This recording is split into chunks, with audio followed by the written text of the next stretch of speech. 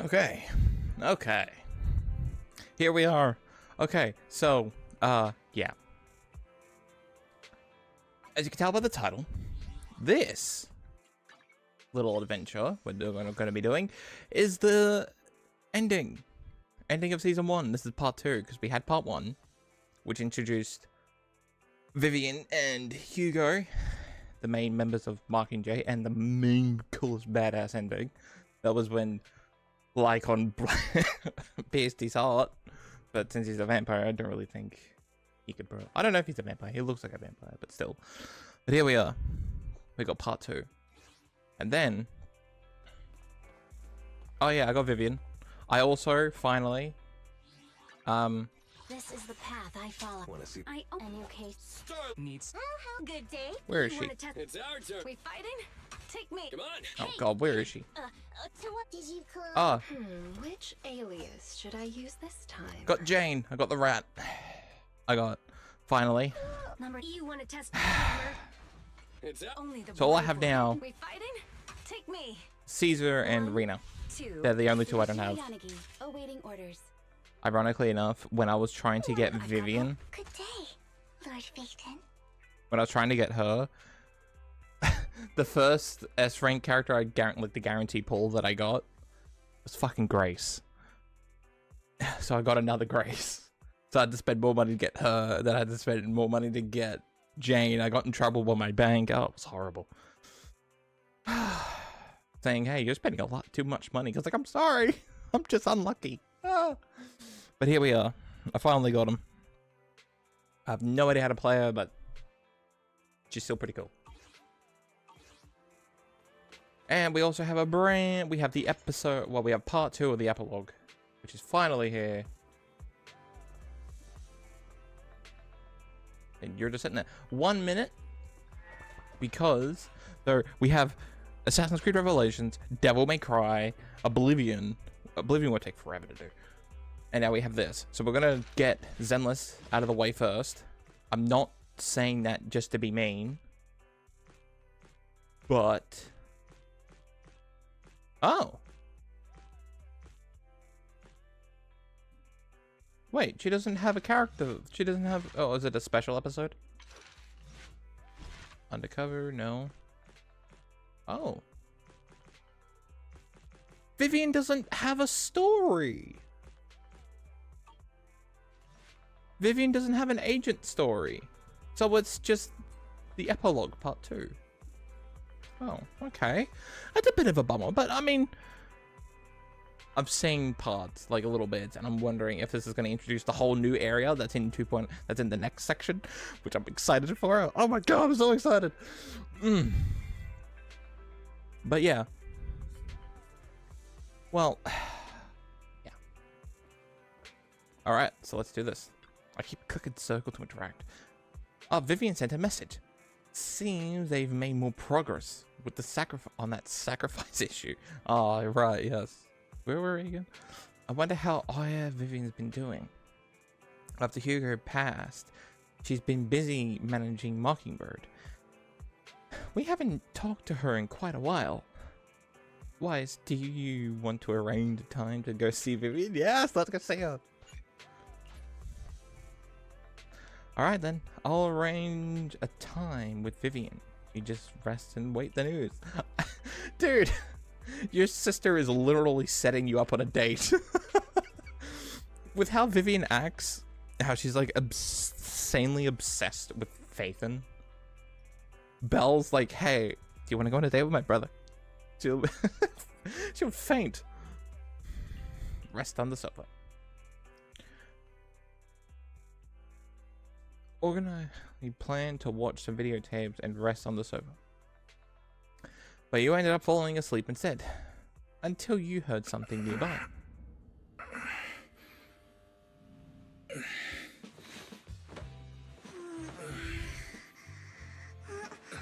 Lord Phaeton. Oh my god, you. This time, let me. Vivian? Vivian?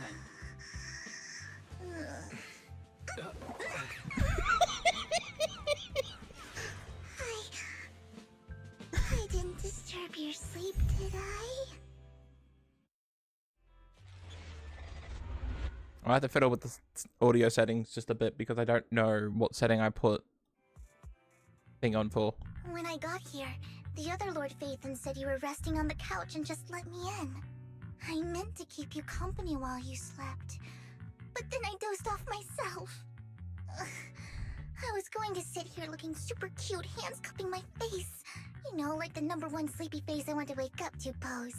I can't believe I ended up falling asleep myself. Vivian, are you sure you're awake? That sounded like sleep talk. I'm sure sleeping in that position couldn't have been comfortable either. No, Lord Phaethon. I was just worried that I had disturbed your rest. Just being able to see you sleeping peacefully is already the highlight of my day. No, my entire month. Though it is a bit late, but... Good morning, Lord Phaethon.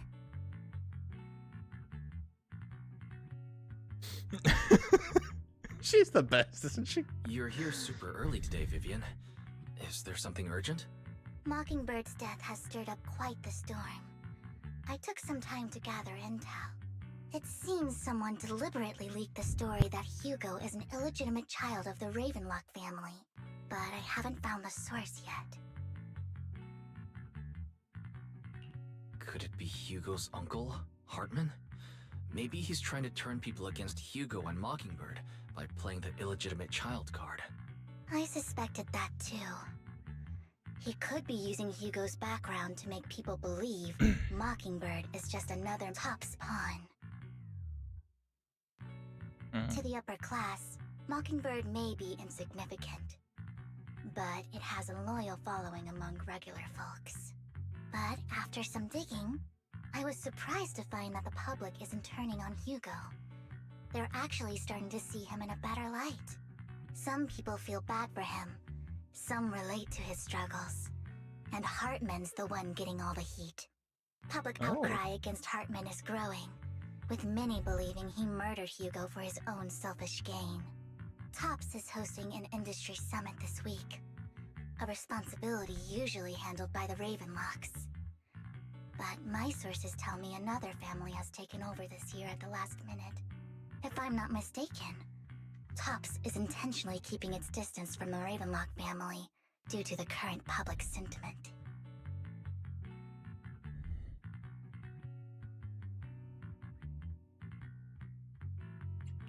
Is someone trying to take advantage of this to get rid of both Hartman and the Ravenlocks? I think Hartman knows this too, which is why he's completely vanished. No matter how hard I search, I can't find a single trace of him. Hartman must have taken the sacrifice core. Now that he holds this bargaining chip, he is definitely going to negotiate his way out of this with the Exaltists. Sorry for interrupting. Can I borrow Wise for a minute? Oh, no problem at all. I'm sure you have important faith in matters to discuss. Take your time. I'll just be waiting outside. Wait! Don't go outside, Oh, don't mind me, Lord Phaethon. I wanted to browse the videotapes anyway. I'll be right here. Just let me know when you're done. Thank goodness Vivian didn't walk out the main door. Lycon's been pacing around outside for like half an hour and scared off at least 5 customers. Oh! He's stressing over what he did to Hugo in front of Vivian, but he really needs to talk to us.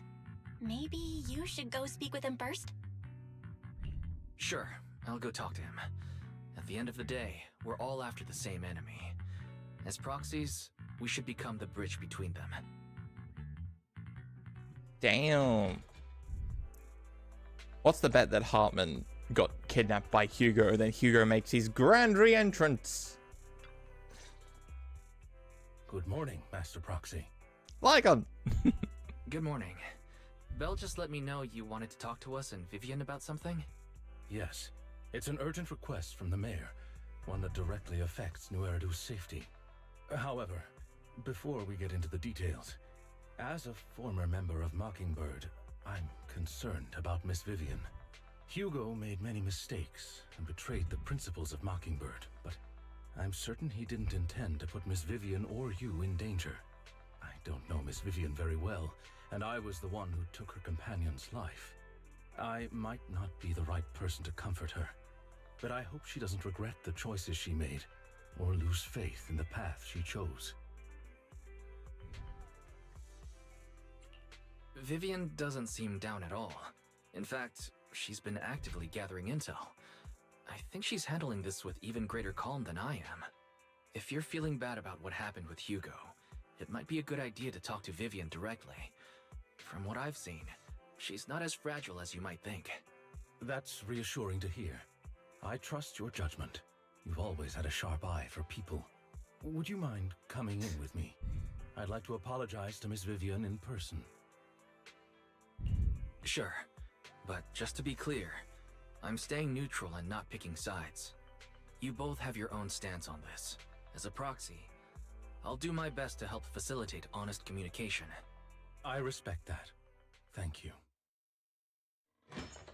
Your return to the video store with Lycon. Vivian doesn't seem to have much of a reaction to Lycon's arrival. Miss Vivian, I'm very sorry about Hugo. You don't have to explain anything. I'm also part of Mockingbird. Mockingbird stands on more than just gain, so it won't fall when fortunes shift. Hugo had his fixations and ambitions. I also have things I must see through.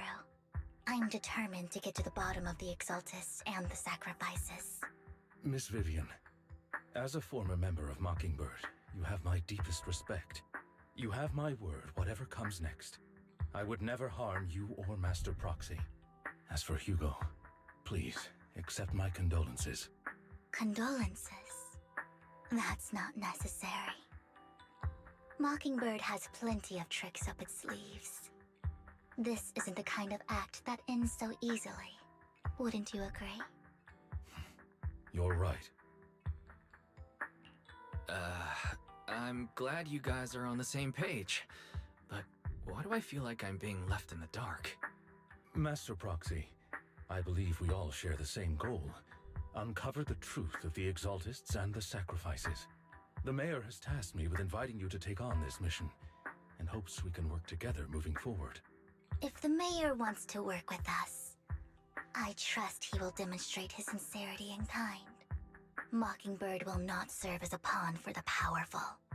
That will never change. Of course. While the Mayor cannot handle this personally, he will make sure we have all the intel and support we need.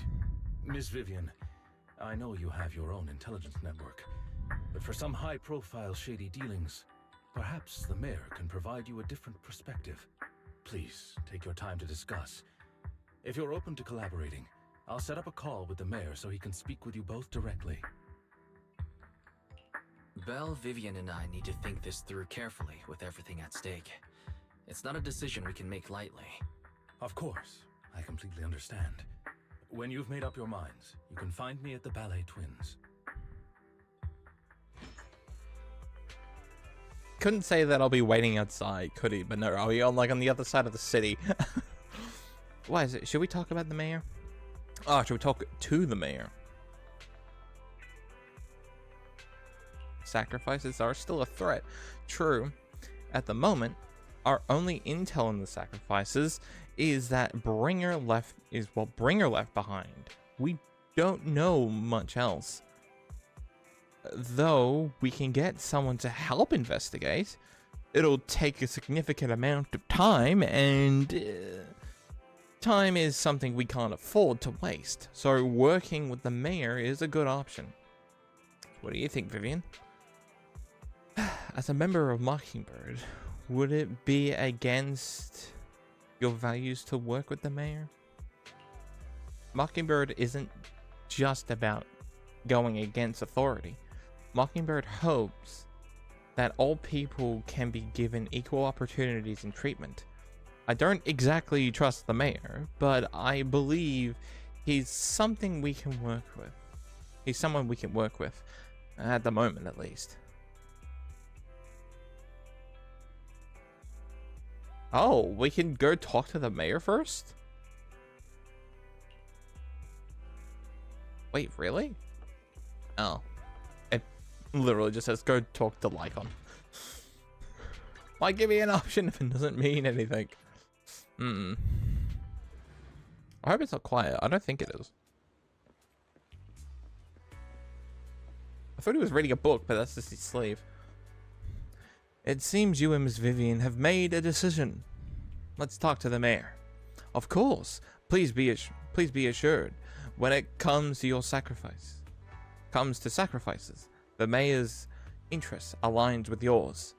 Or rather, we both want to protect the people of New Eridu. I'll connect the call to the mayor now.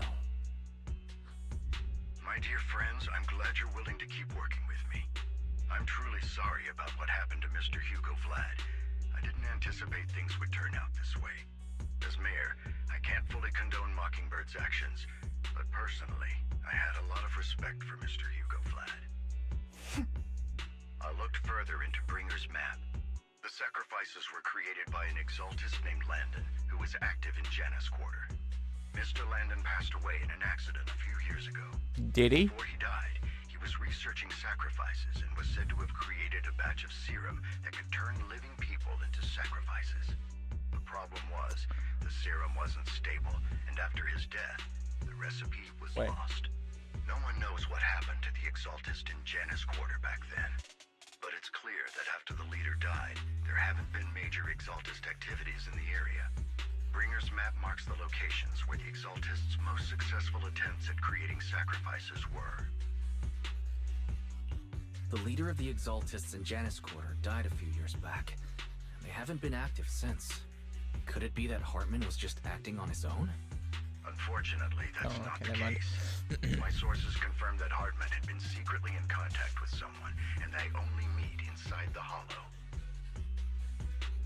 Is it possible it's someone from TOPS? TOPS is a huge alliance of corporations. They wouldn't bother getting their hands dirty. Instead, they just sit back and reap the rewards.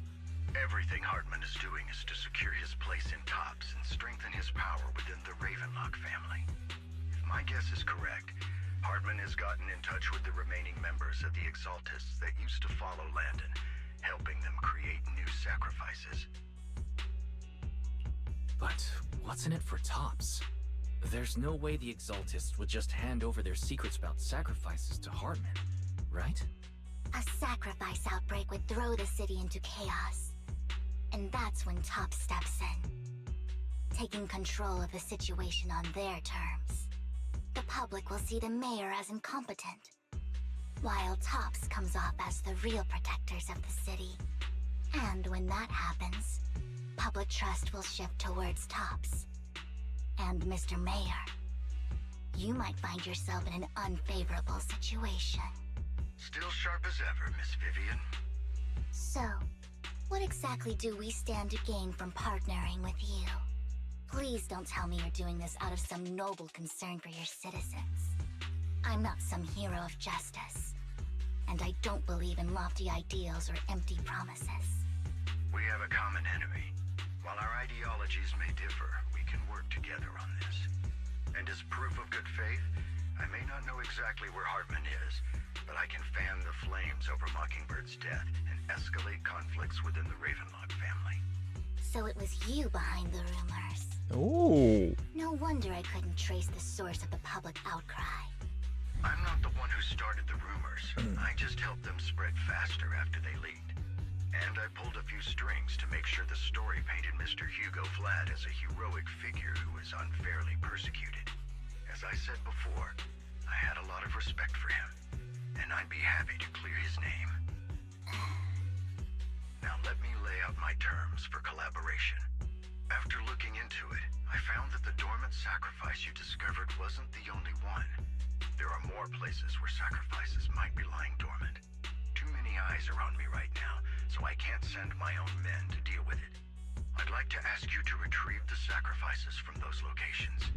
I'll make sure to dispose of them once you do, so no one will be able to use them again. On top of that, I've asked a friend to help monitor your physical condition, and maybe even uncover more of your potential. Her research overlaps with your teacher's work. You don't need to worry about her capabilities. She's a Void Hunter rank special investigator.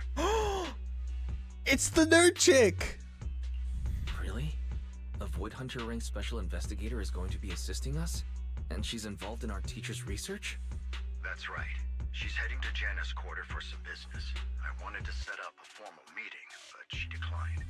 She prefers to assess things on her own, and will reach out when the time is right. She'll let you know the details then. So it looks like you both are on board with this commission and ready to help recover the sacrifices? Okay. This affects a lot of ordinary people in New Eridu.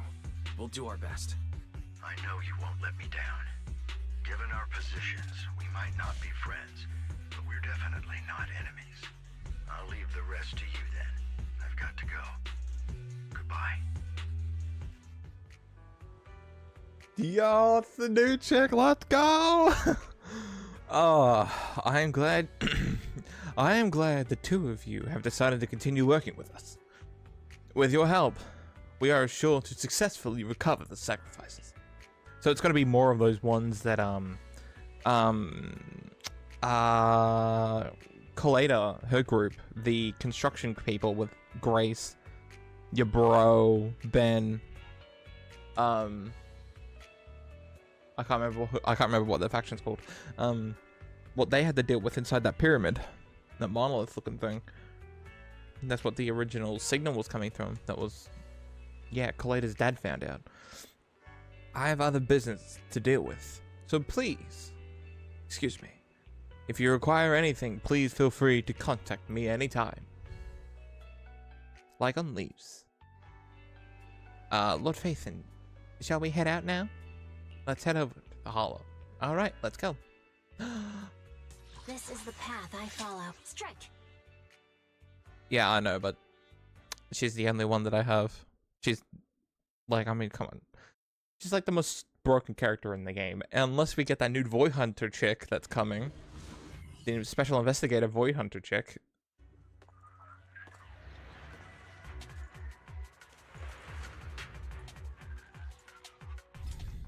Combat tutorial. And Vivian. After activating special effect, extra special attack, Vivian will automatically enter a fluttering flock state. During this state, tap attack to unleash basic attacks. Fluttering suspends afterwards. Lord Phaethon, thank you for trusting Mockingbird and me.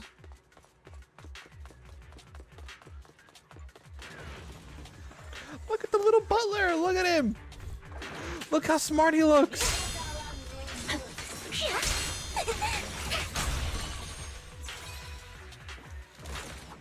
Oh god, he's got a gun!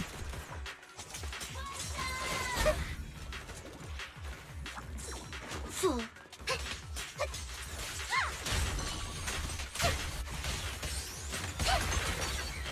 Stay away from me.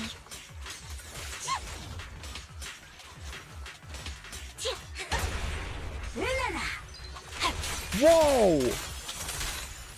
Oh my. Dude, he came swinging in like Batman. That is so cool. I want to get this little guy.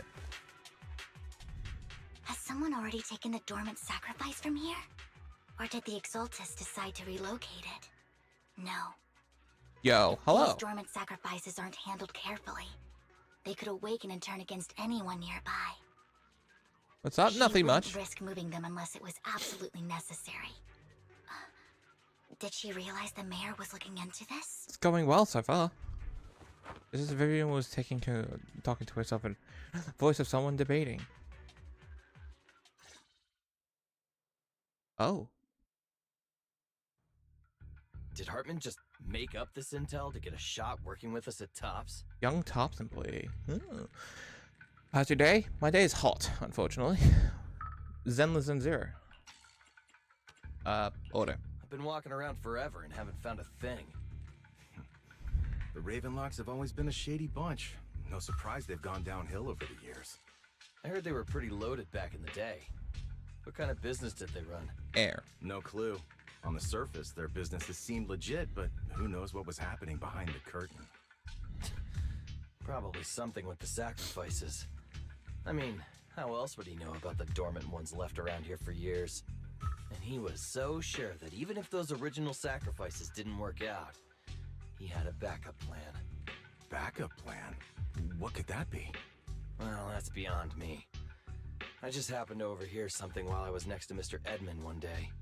What's Topps planning to do with all these sacrifices, huh? For research? Do you think we'll ever have a normal life in the Hollows? Don't ask questions you shouldn't be asking. Alright. There's nothing here anyway.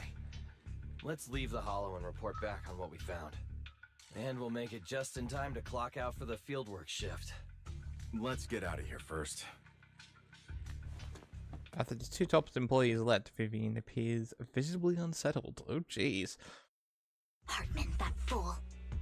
He'll do anything to get into Topps, even if it means playing with fire. She's an exaltist. Human lives have never mattered to her. The more people get dragged in, the greater the danger. Vivian, you seem a bit frazzled. Who's this she you keep bringing up? I apologize for losing my composure. Please don't mind me. The she I'm referring to is with the Exaltists. Someone I have a history with. That's why the moment I heard about the sacrifices, I felt compelled to uncover the truth. I never meant to hide anything from you. It's just that, for me, the Exaltists bring back painful memories. And I'm not ready to face them yet. So, Lord Vathan, please give me a little more time. Once I've gathered my thoughts, I promise I'll tell you everything. Sure, I'll stop asking. What's more important than an unspoken past is the person standing in front of me now. As for everything else, we can talk about it whenever you're ready to share.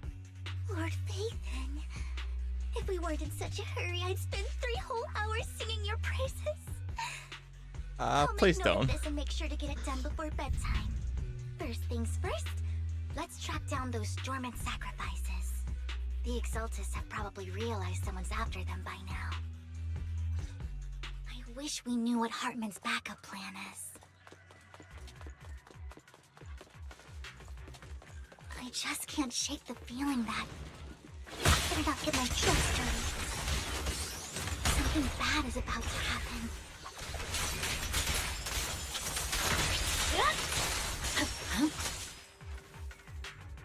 Sounds like anime. It pretty much is. This dormant sacrifice is gone too. Someone's already going around nicking them. How could it be? And how do they know the locations of the dormant sacrifices? It's that Sarah chick. That's what I bet. Let's check the next location. I hope this doesn't become a nightmare of New Eridu. Hugo may have done terrible things, but he had his reasons. You like anime? Yeah. I like it. I don't always watch it, but I like it. Guys by a lot of people, but look around. Ironically, joining Mockingbird is what put me on the right path. Nothing here either. Are we too late? There's someone up ahead. We always go past these. Is this always just been... Oh! I wonder if they actually physically changed the arena, because we've gone through this before. You like the most?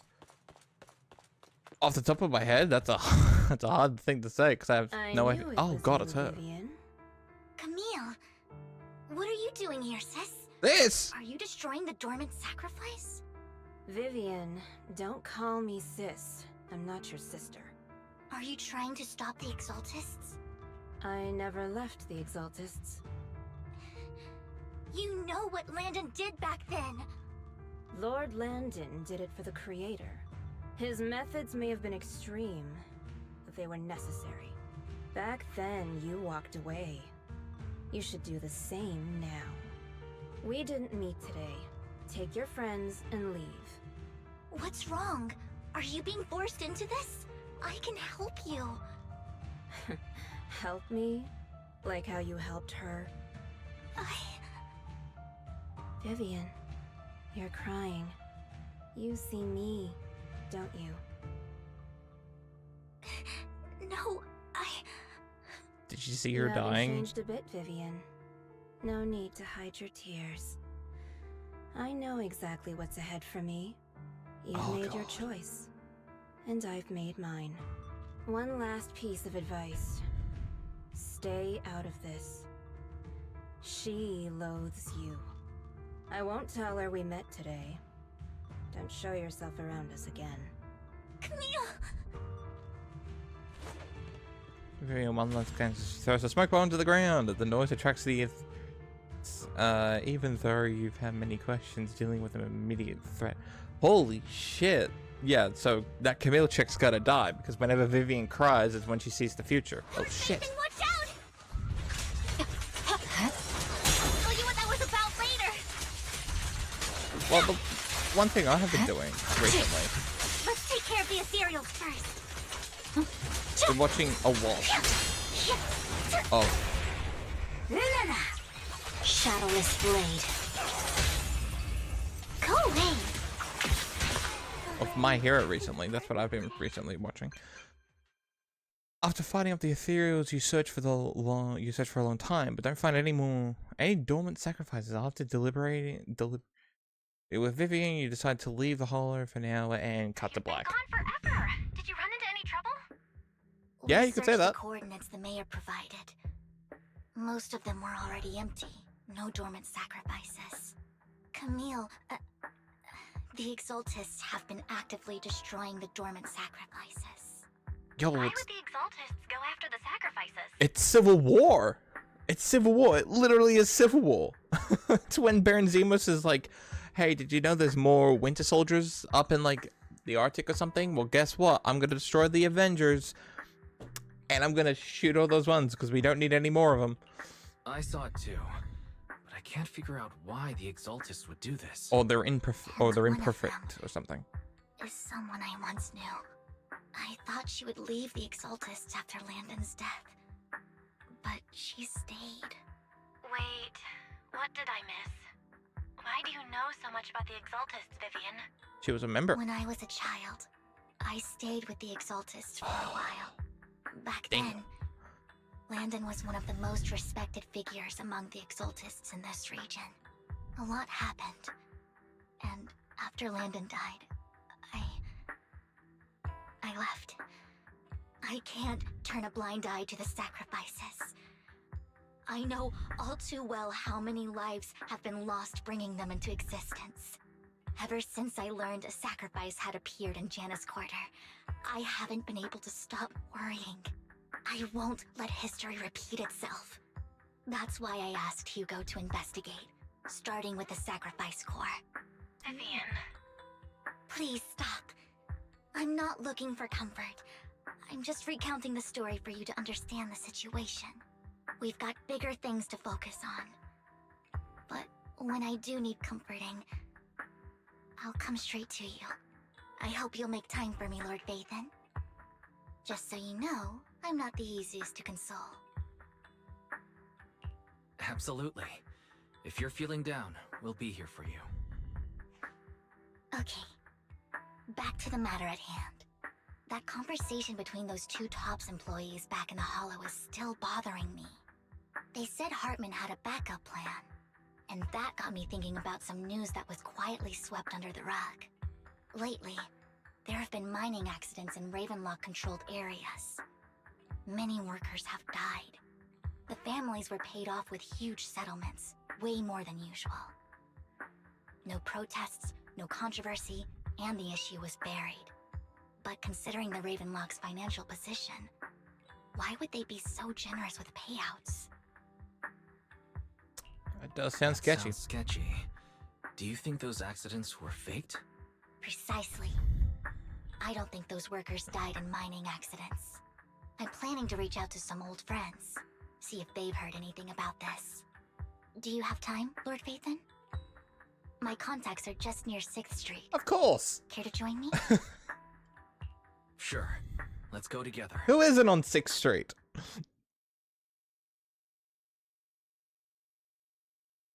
Oh, damn. My cola's doing a too good of a job. Damn it.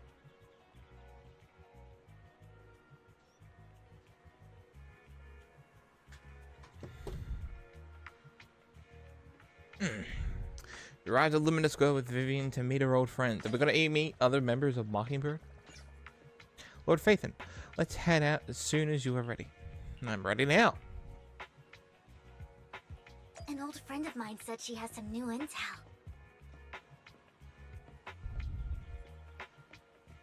What? She's My like a model's just my mentor to model. me. I'm planning on getting a new one soon. I learned a lot Oh, about it's demonstrating Rain. on internet thanks to her. And the cat. Rain! Long time no see. Yeah, it's been a while. Rain? Rain? Long So time no you're the friend. old friend Vivian was talking about. Yeah, Phaethon. Long time no see. Rain! You actually know that Lord Phaethon is Lord Phaethon? No, I mean, you actually know Wise is Lord Phaethon. I didn't know right away. One time, I needed a favor from Nicole. I only found out after meeting them. I mean, who would expect a legendary proxy to be running a video store for a living? Gotta pay the bills. By the way, your idol... Rain! Let's not bring up old stuff. Lord Phaethon wouldn't be interested in that. I'm interested. Why are you all tense? Right! Lord Phaethon lives on 6th Street too, and might know your idol. Remember when you traced that post on Internet to 6th Street and actually went to check it out? And you came back all bummed, spouting nonsense. Like there was only a black cat at the location, and maybe your idol is actually a talking cat. Or something like that. I think I know that black cat. It hangs around our shop now. Lord Phaethon, please, let's drop this topic. Come on, Vivian. It's been years and you still won't say who your idol is. If you'd just let me, I'd have tracked them down ages ago. I get it. You want to find the person who's important to you on your own. But you've tried so hard already. It's okay to lean on me a little, you know. I'm sure your idol won't hold it against you. I shouldn't have come to see you. Huh? What's wrong? Rain, Vivian said you might have some intel for us. Should we get into that first? All right, let's get down to business. Here's something I'm pretty sure about. The Ravenlock family's claim that those missing workers died in an accident? Don't buy it. The last signal from those workers was near the Hollow. Then communication went dark. I think they were taken into the Hollow. And yesterday, I picked up that the Ravenlock family secretly hired some people to search the Hollow's perimeter. I caught a weird distress signal from someone and managed to track down the source. When I tried to reach out, the signal cut out completely. I find it funny every time. Every single person. You wouldn't know this. Just had someone in chat and doing everything they can just to get on my good side. Of asking me questions about anime and all that stuff. What am I playing and all that crap. And then they immediately go, oh, hey. Oh, you have a model? Oh. I immediately bait them with, oh, did you know I also make models? Because, you know, I bait them with, I'm getting a new one. And they say, oh, hey, do you have a Discord? You're banned. As soon as you mention Discord at all, I will ban you. Because I know you're a scam artist, so just fuck off already. I already have people that are making it. And you can't even see a portfolio on Discord anyway. Like, Twitter or a Reddit page would make more common sense. So just fuck off already. The last trace of the signal. This is was funny in how hard Luna they Square. try. I swear, it's so Finding funny. someone in real life isn't really my thing. So that's where you come in. Okay, we'll take a look around. You just said this is something you're sure of. Do you have anything you're not so sure of? I dug up some info online, and one thing stood out. A few days ago, there were some creepy sounds coming from an abandoned warehouse by the port. The Oh. place was locked up, so no one could see what was happening inside. Not sure if it's related to your search. If you don't find anything useful around here, it might be worth checking out. Well, that's all I have for you. Thank you, Rain. Don't get all emotional on me now. I'm just helping out a friend. This one's on the house. Consider it payback for the favor you did me last time. But if you still want to find your idol, hit me up. I've been curious for what... Alright, don't worry about it. I'll manage it myself. Stop being so nosy, Rain. Nosy? Nah, just professionally curious. What kind of person is worth all this searching, huh? But honestly, whoever they are in real life, they've become a part of you. You've come a long way in this search, Vivian. I much prefer the person you are now. So if you find this person, don't chicken out. Go meet them. People will appreciate you for who you are. Rain. I might not care about the real world or what it'll be like, but I hope everyone I know can live a good life. I'm counting on you to save the world, guys. Alright, I have other business to take care of, so I'll leave the rest to you. Rain waves goodbye and leaves. Vivian mentions that she knows someone who's really skilled at finding people in real life. So you follow her to continue on your way. Lord Phaethon, please pay no mind to what Rain said. What's the $50 bet that it was me? That big guy's up ahead. Let's hurry. What, the Bang Boo? Wait, you serious? I was making a joke. Seriously? Long time no see. You seem to be doing well, little one. I thought you were after a big guy, not the little one. Yep, I made an awesome friend since the last time we met. My friend got ill before, and it was the manager who helped heal them. I did? I didn't realize you two knew each other.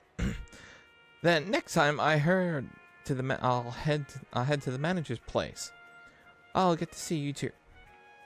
You two know each other? Yet this little guy is Lucky Boo, my old boss at the previous workplace. Bought at a discount store, clearance sale. Bought it at a discount store. But he was a terrible boss. Not only did he train on paying wages, he didn't take care of his Bang Boo either. Why not take care of a Bang Boo? They look so cute. Yeah, that guy is really terrible. When his little guy had a malfunction and the boss threw it out because he didn't want to spend the money on repairs. I mean, it can't cost that much money to repair a Bang Boo, could it? Really? It could have been fixed with just a simple battery change. This motherfucker was cheap on a AA battery? Seriously? Vivian is the best. Vivian changed my battery. The bestest ever. All I did was change your battery for you. It was you who earned the money to buy it. Yeah, I'm amazing too. I earned 100 Dennies just to buy a battery. 100 Dennies is one battery?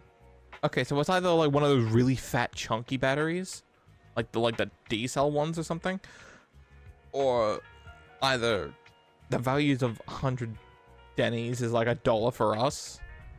So, you know, it just might be a $1 battery. Oh, jeez. So that's where that 100 Denny Bang Boo battery came from. Honestly, you got plenty of energy, but I told you before, you need to be more tactful. Haven't you learned anything? I learned. Pet one Denny Boo, give Denny. Oh. Are you like that gold Bang Boo that gives out gold Dennies? Well, so you found a way to make a living, huh? Amazing. So that's how it looked. Do you need me for something? I'm super happy to help. I know you love exploring all kinds of places, so tell me, have you come across anyone strange these past 2 days?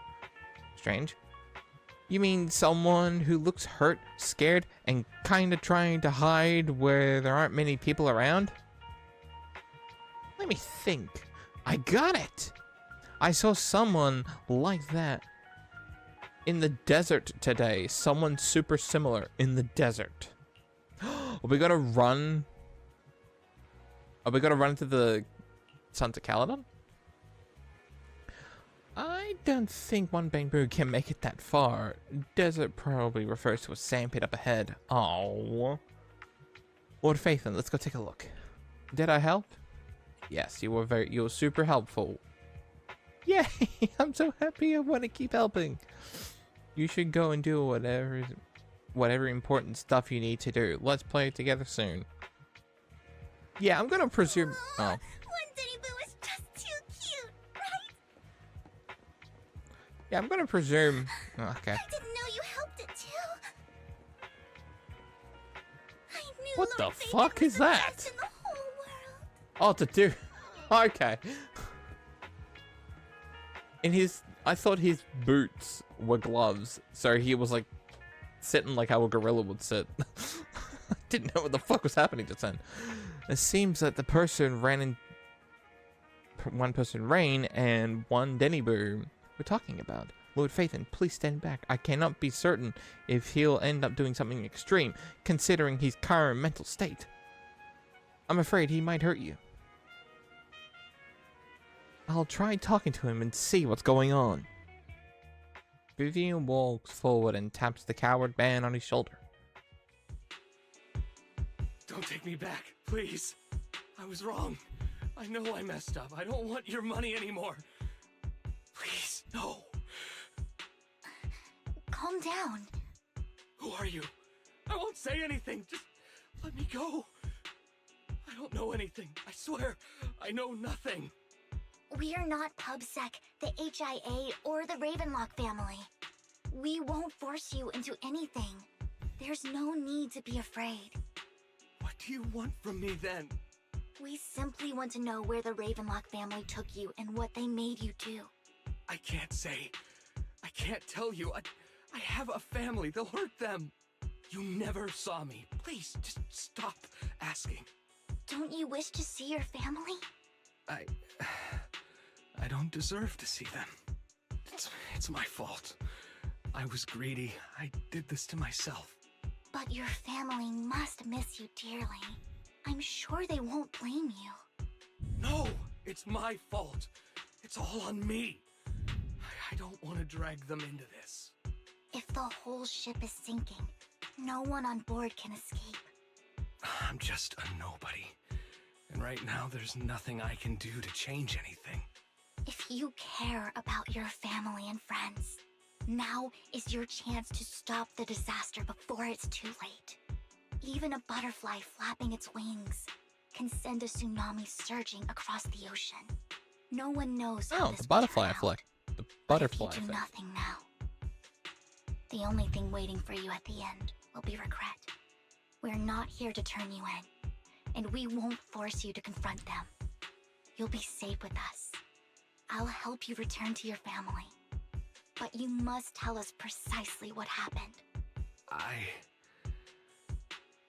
Hartman offered a huge amount of money, looking for workers to go into the hollow to guard something. The money was way too good. We all kind of figured something wasn't right. I thought it was just smuggling or guarding some kind of illegal ether resources, so I signed up. After we sent in our applications, Hartman's men took us into the hollow. The first place we went, there was a strange box. When we got there, they handed us some pills, saying they'd improve our aptitude for ether, for us to last longer in the hollow. But after I took them, everything went fuzzy. Something was definitely off about those pills. When I woke up, I saw my coworkers dead in front of me. And there was blood all over my hands. Oh, shit. They said something about me being a good experiment, moved me somewhere else, and locked me up. They wanted to inject me with something. I got scared and didn't know what was gonna happen. But then a blonde guy found me, gave me a carrot, and let me go. So I escaped. I didn't want to kill anyone. I don't know. Hugo? It wasn't your fault that your coworkers died. You were just a tool in their hands. Do you remember the place they first took you? Do you know what was in that box? I only remember the first place was like a rooftop. I think it was on top of a tall building. What exactly was in that box? I can't remember. I'm not lying. Those pills they gave us, they make you hallucinate. I took just one and my mind felt like it wasn't my own. My memories turned into a blur. I'm telling the truth. I'm not trying to run from my mistakes. I just really can't remember what happened. I know you're not lying. We'll arrange for your protection. You can rest easy and recover, and your family won't be dragged into this. Once this is all over, you will be able to reunite with them. You and Vivian contacted Lycon, the mayor. Representing Victoria Housekeeping agreed to protect the worker and will keep his identity confident. Soon after, we cut to black. You're remarkably calm. Sometimes I wonder if you've had some kind of special training, Vivian. No matter who you're up against, you seem to analyze the pros and cons and make a judgment in no time. Actually, I wasn't always like this. I used to run away when things got tough. There was even a point where I just wanted to disappear. As if my very existence was the source of suffering. I wondered. Perhaps leaving it all behind could put an end to the pain. It's hard to picture that. My first impression of you was pretty, assertive. Well, I was on a mission at the auction when we first met. And just as Rain said, I've come a long way from who I used to be. Speaking of Rain, it's quite a coincidence that you two know each other and are actually close. You even know one Denny Boo. That surprised me. We might have crossed paths without even realizing it. Enough about me. Tell me more about you, Lord Phaethon. Where have you been? And what have you experienced? Looking back, it feels like I've been through a lot lately. Belle and I even lost our Phaethon account. It's a long story, starting with how the Cunning Hares took something from the Red Fang gang. As you walk along the river by Luminous Square with Vivian, you start sharing the stories, although she wasn't part of them. Okay. She's been to the chaotic hollow of the Golden Week. She has her favorite sandwich at Cheesetopia. And she's even received a star sticker from Officer Mew Mew. For rescuing Bangbu. You're amazed at the coincidences of life in New Area and how your paths have crossed so many times without you even realizing it. It genuinely crazy is, right? Ugh, God, my brain does not want to work properly today. After a long chat, it's time for a meal. Oh! It should be around this area. Belle told me there's a highly rated store here.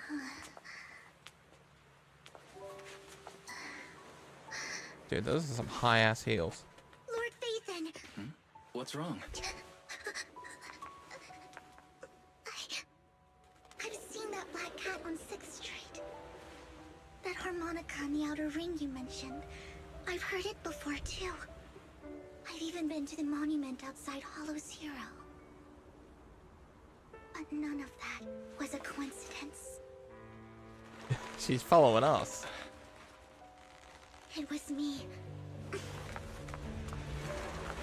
Now, you be careful running down those steps with that umbrella. I saw an anime when a chick punctured her own throat with one of those. And now I've finally made it to your side. That'd be crazy if, like, Vivian's been slowly Ever since helping I me. was little, I had been seen as the bringer of bad fortune. Oh boy, time for some lore dump. I had traveled to many places and witnessed far too much misfortune. Every tear I shed brought disaster. Whoa. I've heard too many curses to count. I loathed my tears as much as I despised my own existence. Wherever I stayed, tragedy followed.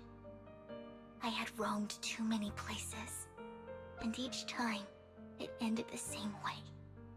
I didn't know where I could go anymore. One night, I stumbled upon a post discussing me. Whether they knew me or not, everyone seemed convinced that I was the source of the curse. Some mocked me with cruel intent. Some wished I would vanish, and others speculated maliciously.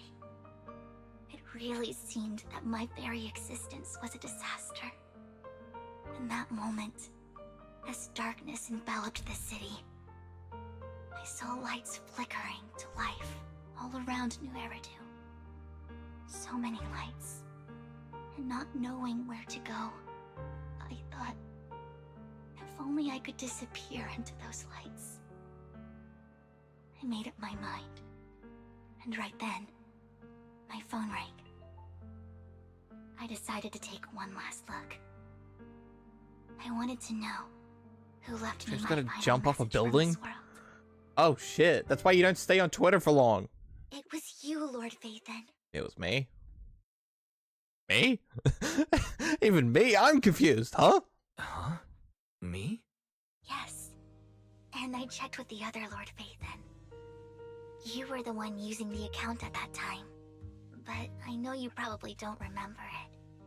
After all, it was just an ordinary day, with an ordinary post and meaningless comments online. But for me, it was the night I finally realized where I could go. What did he I wanted say? to walk the paths you had walked, see the sights you had seen. And then, one day, share it all with you, face to face. What exactly did I say? So, I have to ask, what exactly did I say in that reply? Well, you'll have to figure it out for yourself. I'm not telling you. You're putting my memory to the test. So, Lord Phaethon, thank you. Not only for that comment you made that day, which was a silver lining for me, but also for giving me the courage to become who I am today. The Vivian standing right in front of you now. Lord Phaethon, I truly like who I've become. It skims across the surface of the water, lifting Vivian's hair and brushing it against her cheek. The lights reflecting in her eyes dance and flicker as the edge emotions intertwine with the narrative. And you feel that you witness the path that she has turned to blank. Lycon just sent a message. I should really turn There's that an off. update. Let's head back to the video store and go over the details together.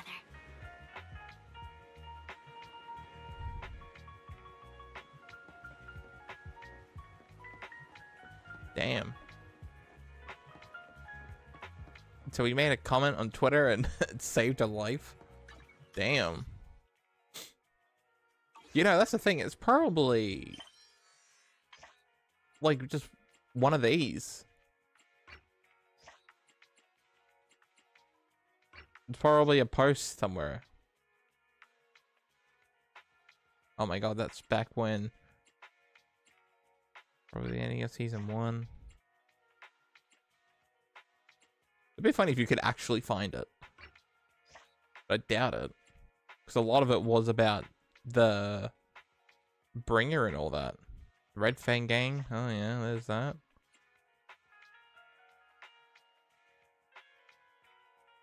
Oh, Astriao. It'd be funny if like the... Oh, that's the end. That'd be funny if that was like, you know, that page hints at like future characters and all that stuff. Wise, you're back. Hello. Looks like Lycon's tied up with something. He said I should just chill until you're back, and then we can talk online. I'll call him now. Master Proxy, Miss Vivian. The gentleman Rena brought back has stabilized and calmed down now. Based on his account, we've identified where Hartman is hiding the core. He also mentioned that Hartman plans to trade the core with a group of people. Oh shit. That this group consists of members from the Exaltists. Oh shit. I knew it. Now that we have the location, it would be splendid if we could seize the sacrifice core before they do. Precisely. We hope you can head to the location as soon as possible to secure the sacrifice core. All right, we'll get there right away. I have other matters to attend to, so I'll leave the retrieval of the sacrifice core in your capable hands. The mayor's friend that he mentioned before will also be assisting you this time. The target coordinates have been shared with her, and she'll meet you there. Please ensure your safety, and I wish you all the best. Lord Phaethon, we'll head out as soon as you are ready. We must obtain the sacrifice core before Hartman does. Alright, let's go. Eradicate all evil. Oh. I'm at your disposal. Can't play as like that. This is the path I follow. Dude, I love the Mockingbird Bing Boo. It's such a cool design. It's the... Is it Beethoven? You know, the guy that wore a mask and he was like a really good musician or something. Oh, shit. Where's the sacrifice core? Camille, you really think I'd stroll around with something this important? Plus, even though the Ravenlocks and the Exaltists have been working together for ages, I've hardly even met Lady Dina. I'm the one offering the sacrifice core here. I'm curious what Lady Dina's got lined up for me in return? I'm just here to verify that the core you mentioned is real. Once that's sorted, Lady Dina will give you a proper response. Our partnership isn't just talk. We need to be sure you have what we need before moving forward.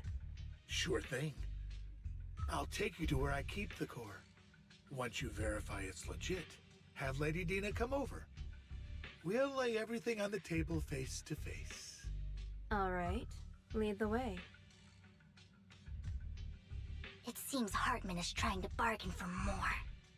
What a greedy and insatiable man. Can we just kill him already? Just that. Why would they only send Camille for something as important as the sacrifice core? Because they're setting him up. I can't shake the feeling that Camille doesn't want Hartman and Dina to meet. Why is that? Who is Dina? So this Dina they were talking about, is she the leader of the Exaltists? I thought it was Sarah. Kind of. Lord Phaethon, I really think we should hurry. We must get to where Hartman keeps the core before anyone else does. I've mapped out a shorter route, but there will be ethereals along the way. I'll leave the fighting to you, Vivian. Don't worry, Lord Phaethon. You're in capable hands. I'll ensure your safety. I think it would be safer if we just sent the Bang Boo instead of Weiss. Oh, look, they're even down there. You can even see him. Is that Hartman? I can't tell. He's not wearing green and pink and black and white. Man's color palette's all over the fucking place. Ethereal! Stay away from Lord Phaethon!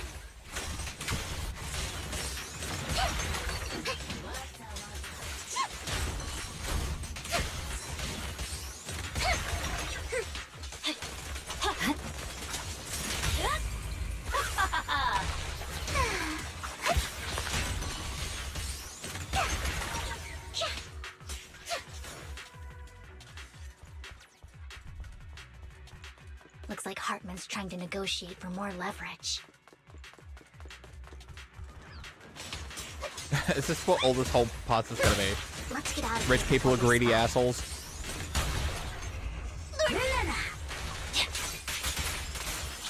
Let's keep moving, Lord Phaethon.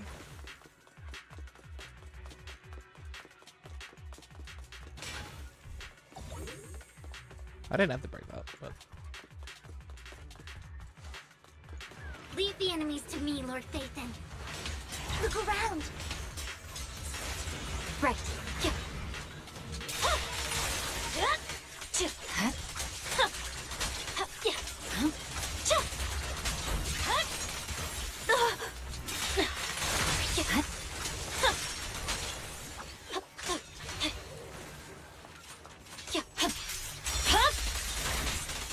decided already. They're still over there. Dude, she's Looks so like they're fucking arguing. broken.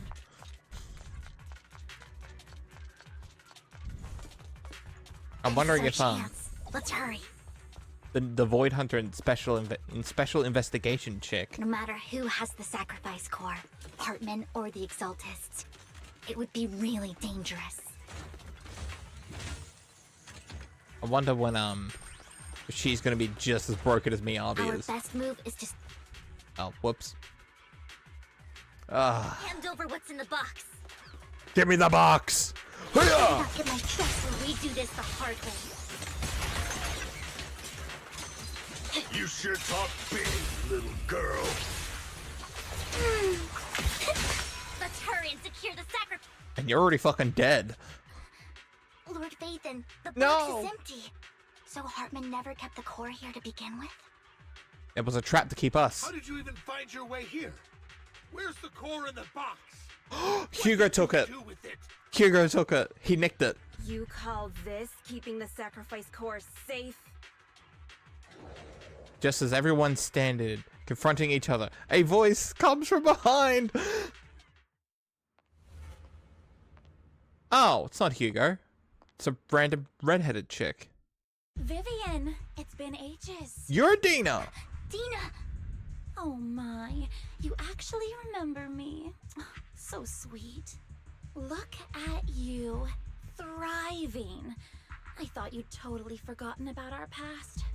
So, tell me, do you ever dream about the people you've killed? Are they crying in your head all night? Back then, I had no idea. You had no idea? While you were soaking up all that love from Daddy and everyone else, you had no idea what was going on? Ah, Dina's I insane. wasn't. Gotcha. Lady Dina, Miss Vivian didn't actually...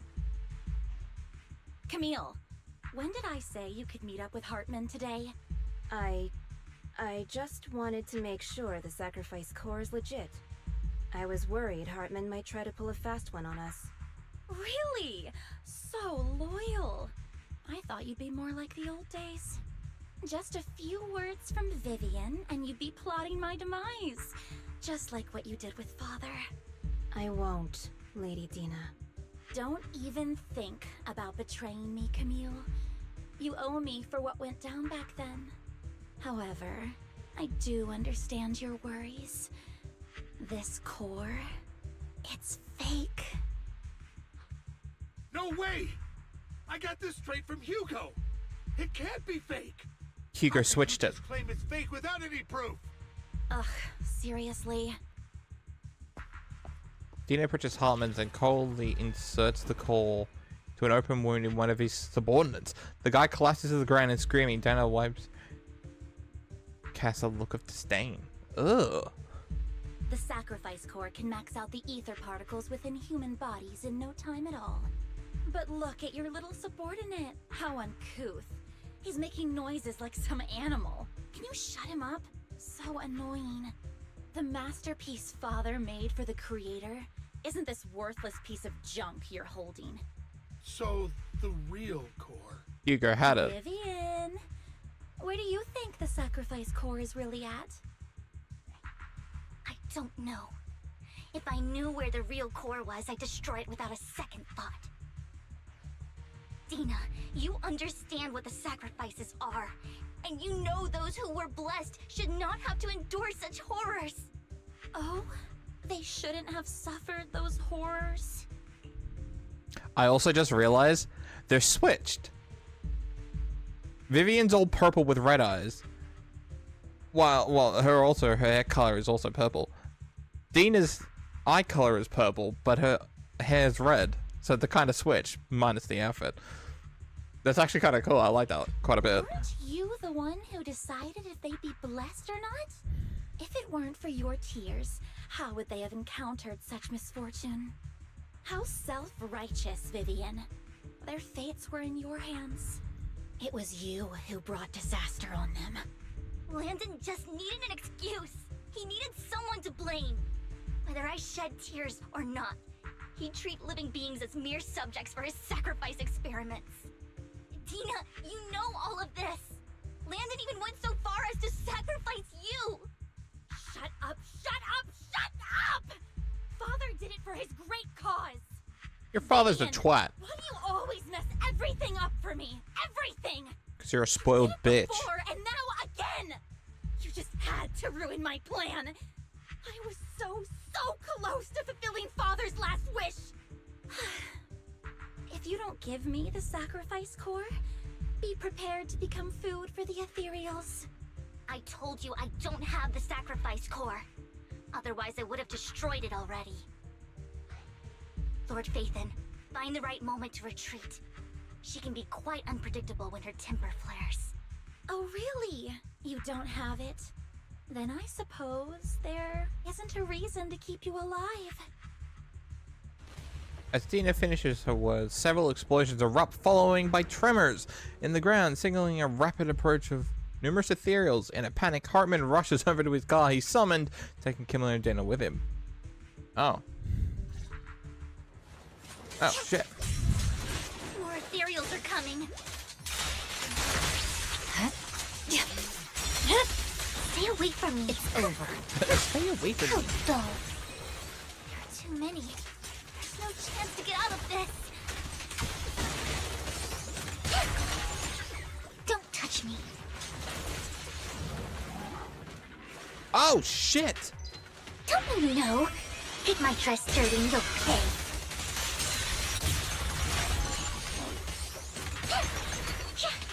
You better not get my dress dirty.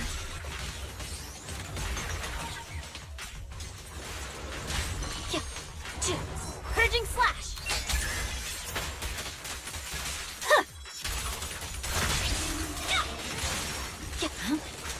You should move. Allow me. Stay away from Lord Phaethon! Oh, shit! Oh, shit! There are so many. See, this is why we use... Oh. It's her! It's ink.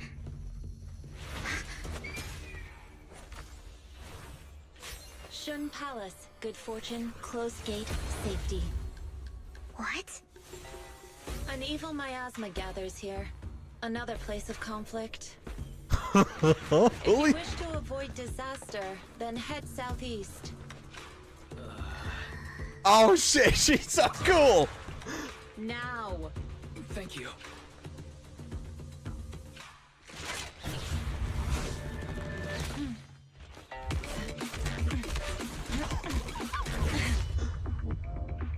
Oh, it's the boob shop from High School of the Dead!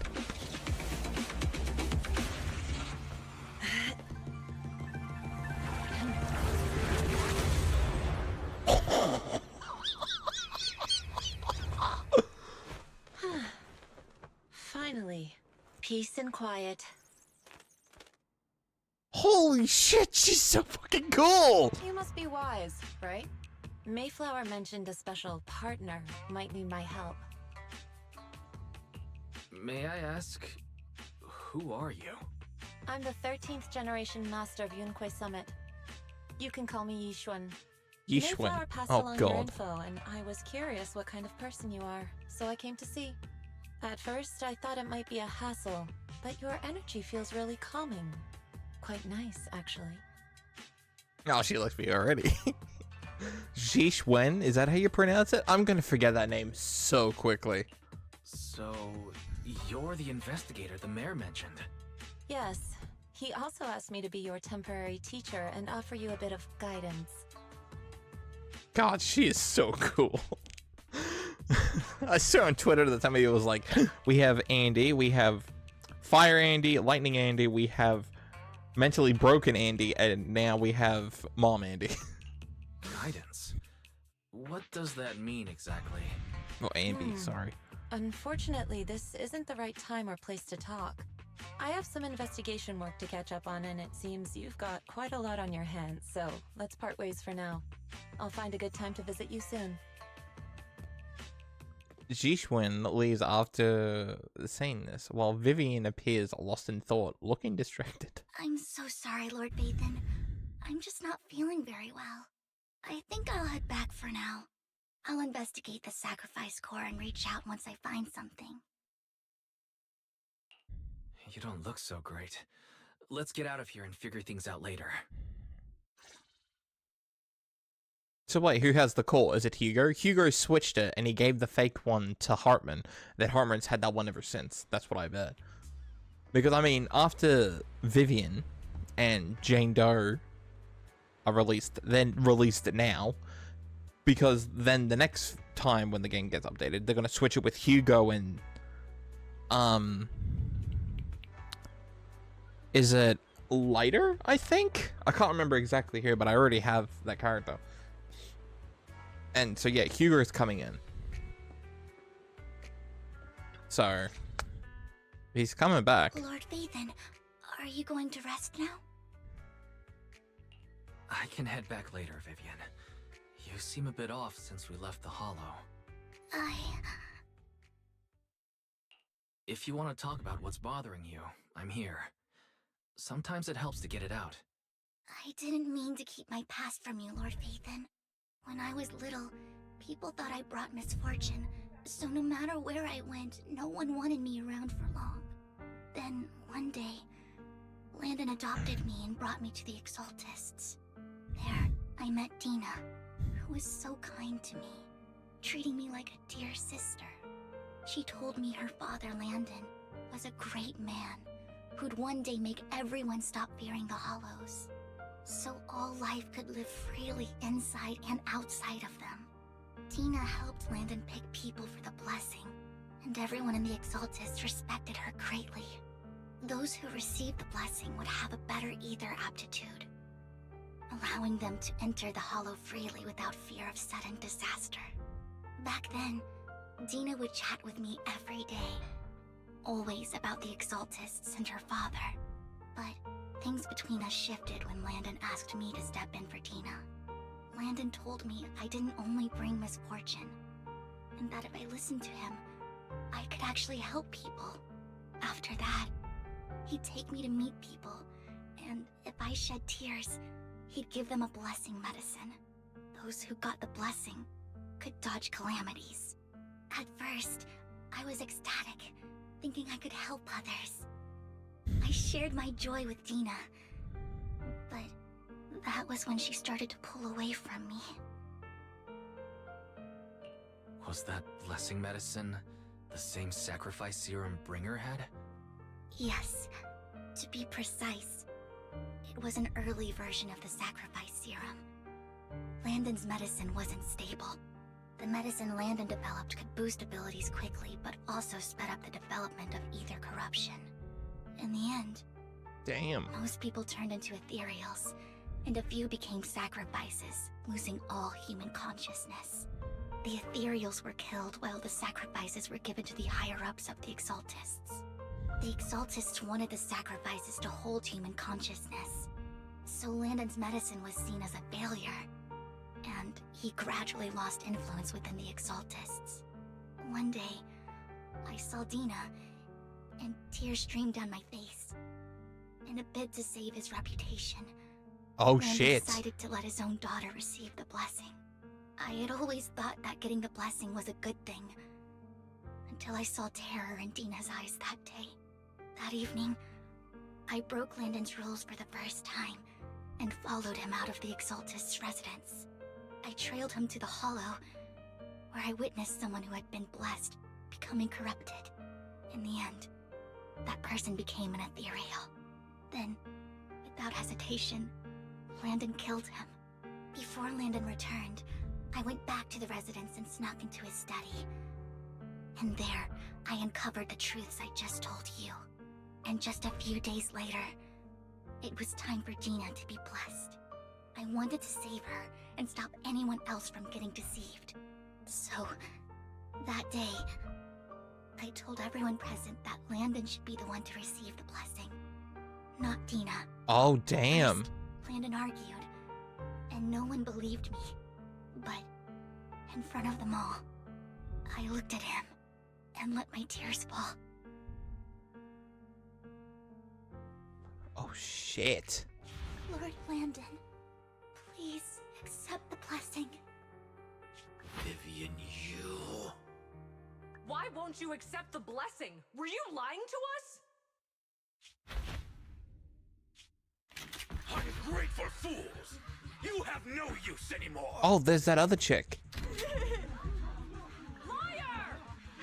Run! Run! Dina! Dina, wake up! We have to go! Vivian? What's happening? Listen to me! Lord Landon's so-called blessing isn't...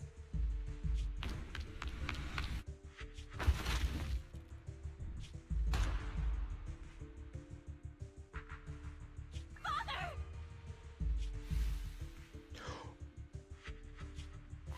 Oh shit! She blew her fucking brain. Mom, I wanna go home. Holy shit! It's got nothing to do with us. This is just what happens when you don't accept the blessing.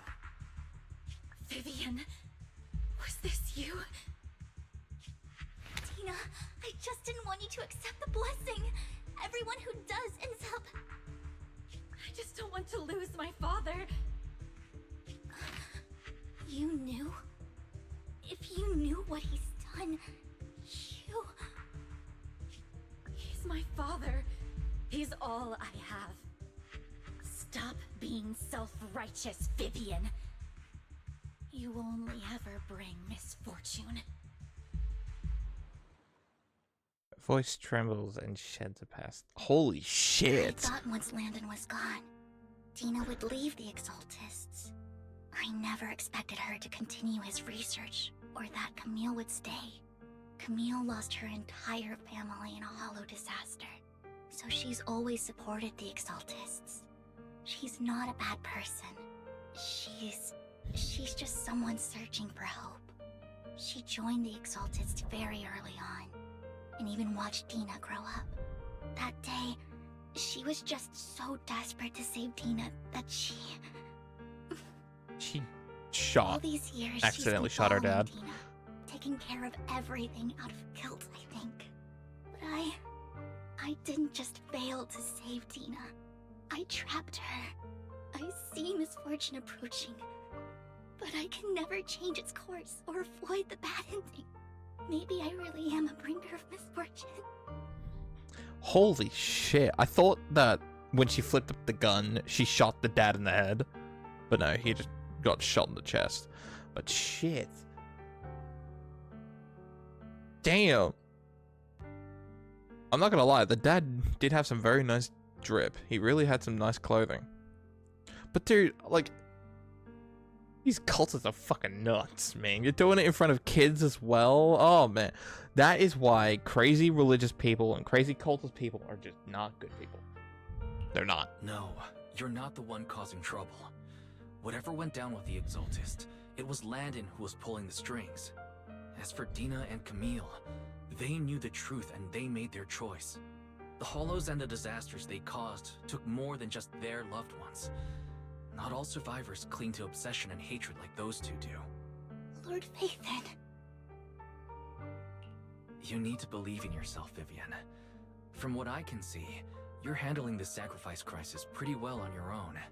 Besides, you told me you really like who you've become. I hope that you can believe in that, at the very least. Yes, that'll always be true. Thank you for listening to my story today. Years have gone by, but I've never had the courage to face all this. Maybe Dina and I were meant to meet today, so I could finally spill it all out. It lightens my heart a little. Lord Phaethon, you truly are a wonderful listener. Not just today. Whenever you're feeling down, know that I'm here for you. I will. It's been such a long day. You must be exhausted. I'll track down the location of the sacrifice core and let you know what I find. Good night, Lord Phaethon. After bidding farewell to Vivian, you head back to the video store. You see the collectible she gifted you on the table, and it stirs a flood of memories. You've been through a lot so much lately. You hope the sacrifice crisis can be resolved smoothly. Pondering the whereabouts of the real core, weariness set in. And before you know it, you drift off to sleep. When you wake up, it's almost noon. Oh, great. I woke up at noon as well. That's why I would have started this earlier. Wait. Vivian was in the store just now, but you weren't here. Yeah, because I was asleep. It was about the sacrifice core. The first time the sacrifice core appeared was at an auction. So she decided to try and find the security footage from after that day. It's possible more happened afterwards and was simply unaware of it. If we can get that footage, we may gain new clues. Weiss, if you have time, head to Lumina Galleria. Galleria? Yeah. To meet up with Vivian. Alright, yes, let's go.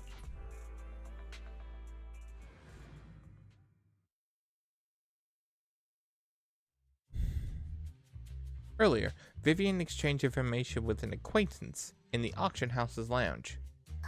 Shawl, I didn't expect you to be working here. Perfect. Who?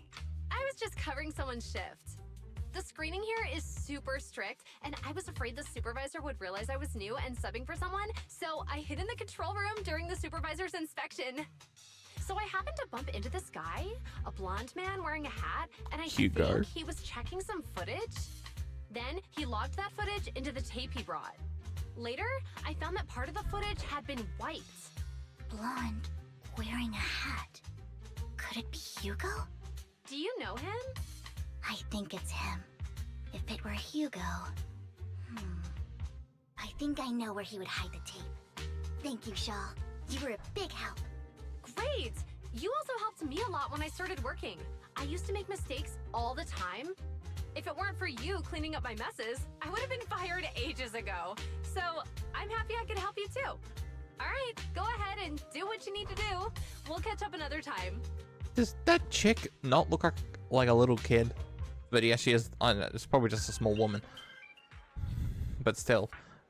Oh God, Lord Phaethon, you're here. I am here. Someone I used to work part-time with just so happens to be covering a shift at the auction. I learned from her that Hugo once took some footage away with him. I think Hugo was planning something, so he hid the security footage. But once I knew when Hugo came here, I should be able to guess where he put the videotape. How? Okay, my stream might be a little bit fuzzy from this point forward. We are Mockingbird after all. It shouldn't be surprising we have, you know, subtle ways of communicating information, shouldn't it? Once on a mission, we couldn't use communicators, so Hugo trained a few birds to put trackers on so we could communicate. But after that mission ended, we let them roam free.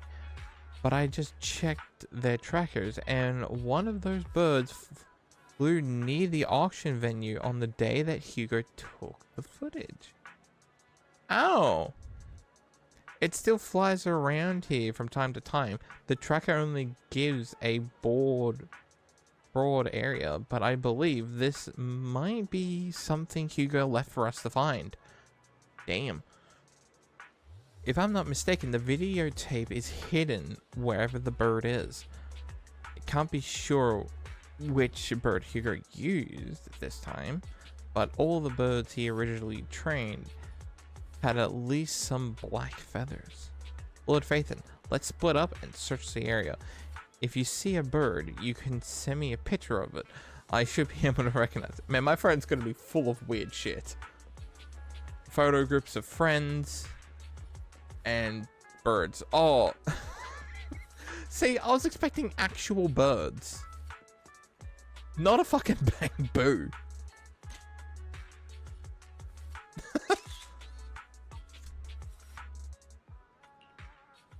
And besides, using a bamboo for communication seems perfectly reasonable. What if it is this guy? Either way, let's take a photo and send it to Vivian.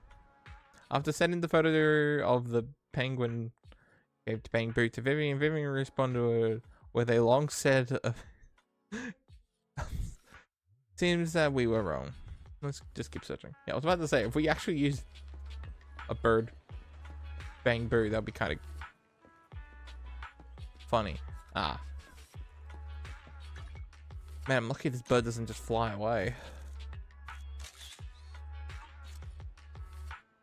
Black crows are and dark alley.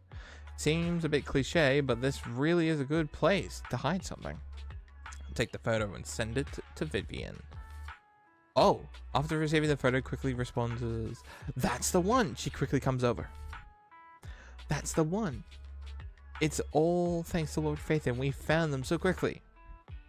If it's here, then Hugo must have hidden the videotape among these boxes. And if the garbage guy didn't decide to take out the bin, you look through the boxes and find the recording, but it's been damaged. Of course it has. After discussing with Vivian, you decide to head back to the video store to repair it and check the contents before making your next move. Oh shit.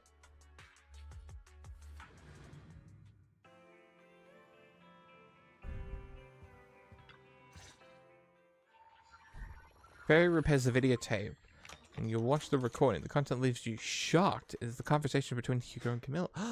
Oh. If I'm not mistaken, you and Vivian share the same goal. Silence is no good for negotiation. I just don't want Dina to reach a point of no return. Hasn't she already reached that point with what she's doing? The formula for the Landon serum was lost, but a batch survived, and Dina was able to develop a substance that can be used for mind control. She's trying to combine the two to make sacrifices that would obey human commands. If the dormant sacrifice and the remaining Landon serum are destroyed, we can put an end to this. Dina's concoction can't create sacrifices on its own. And the sacrifice core? That belongs to the creator, not her. Although I find Landon's methods despicable, I can't deny that the Exaltists and the creator are leading us in the right direction. I just don't want Not Dina you to moron. spend her life trapped by her father's mistakes. I mean, no offense, but I find your protectiveness rather weird. It is very weird. I will confirm the location of the dormant sacrifice and find the chance to relay the information to you. I do not want any of my people to be going into danger. As for the sacrifice core, I can only guarantee that it will not fall into her hands. As for how things will ultimately play out, The creator will guide me. The videotape properly comes to an end. Cultists are fucking insane, man. I'm telling you. There is no logical thought behind those eyes. Camille was actually destroying the dormant sacrifice? Compared to Camille's motives, I'm more concerned about whether Hugo has more plans lined up. He would. Hugo... Wise, Lycon just sent a message saying he's got something urgent that he needs to talk to us about now. Alright, let's patch him in. Master Proxy, I apologize for disturbing you. We have just learned that the Ravenlock family will host a banquet tonight. This banquet is rather special, as they're allowing members of their family to invite business partners to attend. With Hartman at the center of controversy, there are many members of the family who are eager to use this opportunity to replace him. The mayor has been spreading rumors of a young tycoon who inherited a sizable fortune and is looking to partner with a person from an old and influential family. This information has lured a young man named Burton from the Ravenlock family. So, you want me to pose as this tycoon and use Burton to infiltrate the banquet? Correct.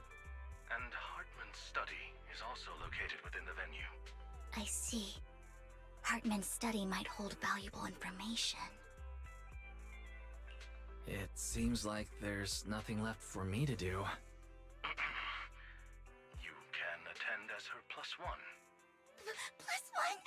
Lord Phaethon, please go with me! Master Proxy, it seems Miss Vivian requires your presence, so... Yes, just your presence will help me immensely!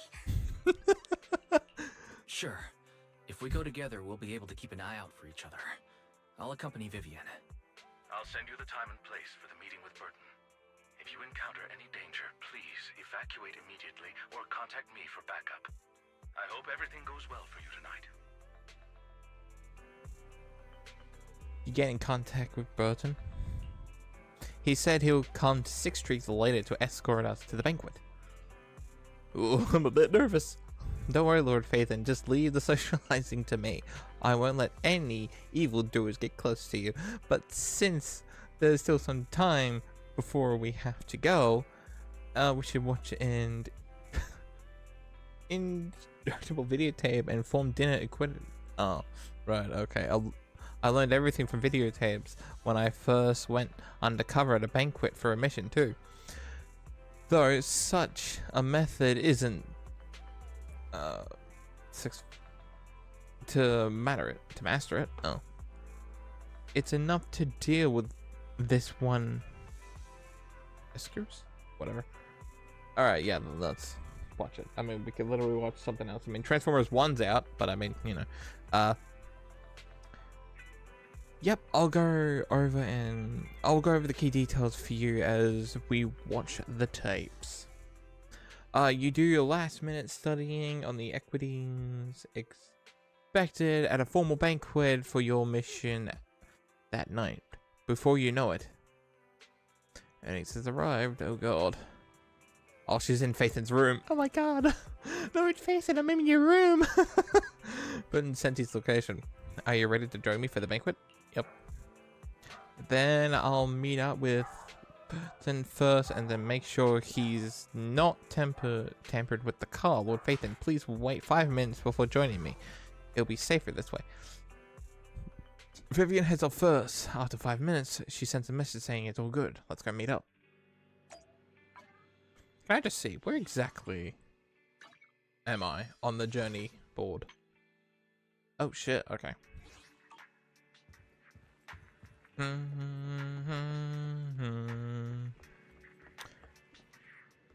So when is like Bella White's gonna get an outfit? You know what I mean?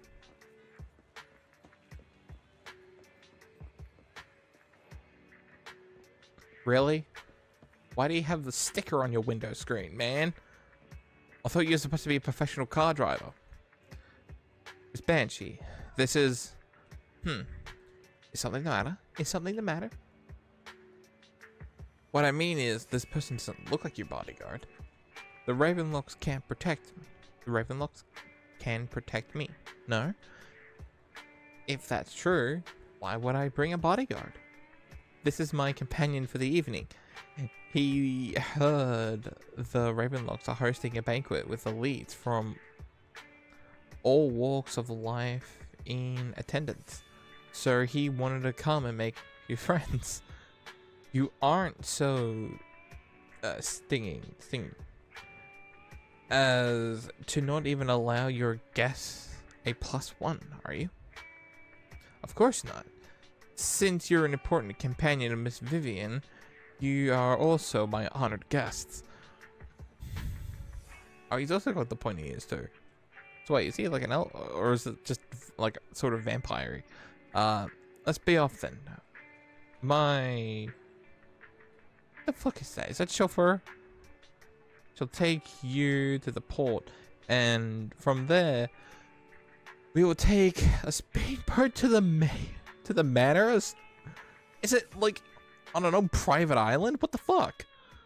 About an hour later, you arrive at the Ravenlock Manor. Holy, what the fuck? With Burton's guidance, you go through numerous security checks before finally arriving at the banquet hall. Oh my god. I'll give up on like the third one. Miss Banshee, I believe I've shown you my sincerity. Now how about you? Sincerity? My presence here is a show of sincerity. If we're to work together, Miss Banshee, you should drop your pretentious act. I am well aware of the ways of the Ravenlock family. If I were to come empty-handed, I probably wouldn't even be able to make it out the front door tonight. Since I agreed to come with you, and even brought along my most precious companion, does that not show my deepest sincerity? No need for such an off-color joke.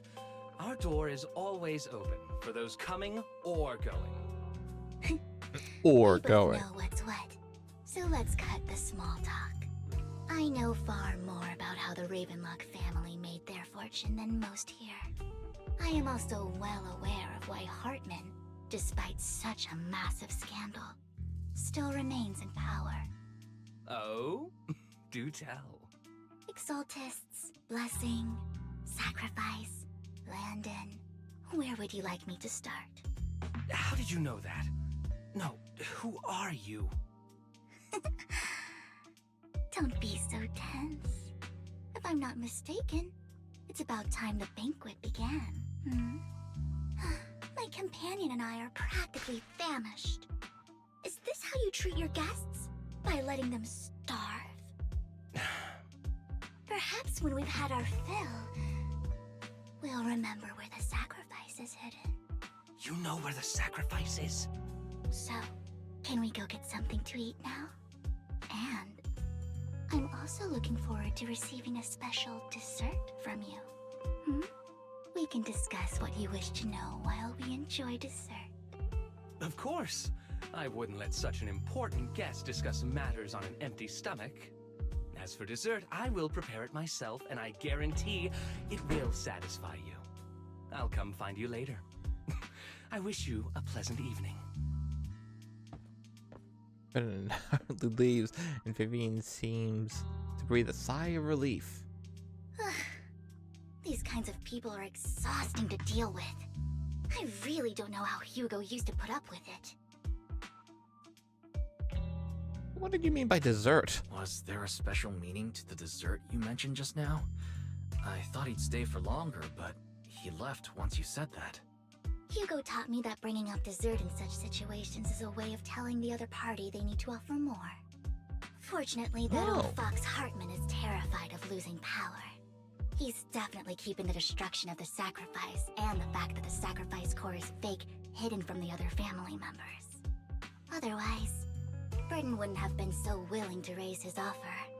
Lord Phaethon, let's find Hartman's study when the banquet is at its busiest. Right. All right. I've already taken note of the surrounding terrain. Once more people arrive, we'll enter the garden through the door in the corner of the banquet hall. Wherever you go, I'll follow, Lord Phaethon.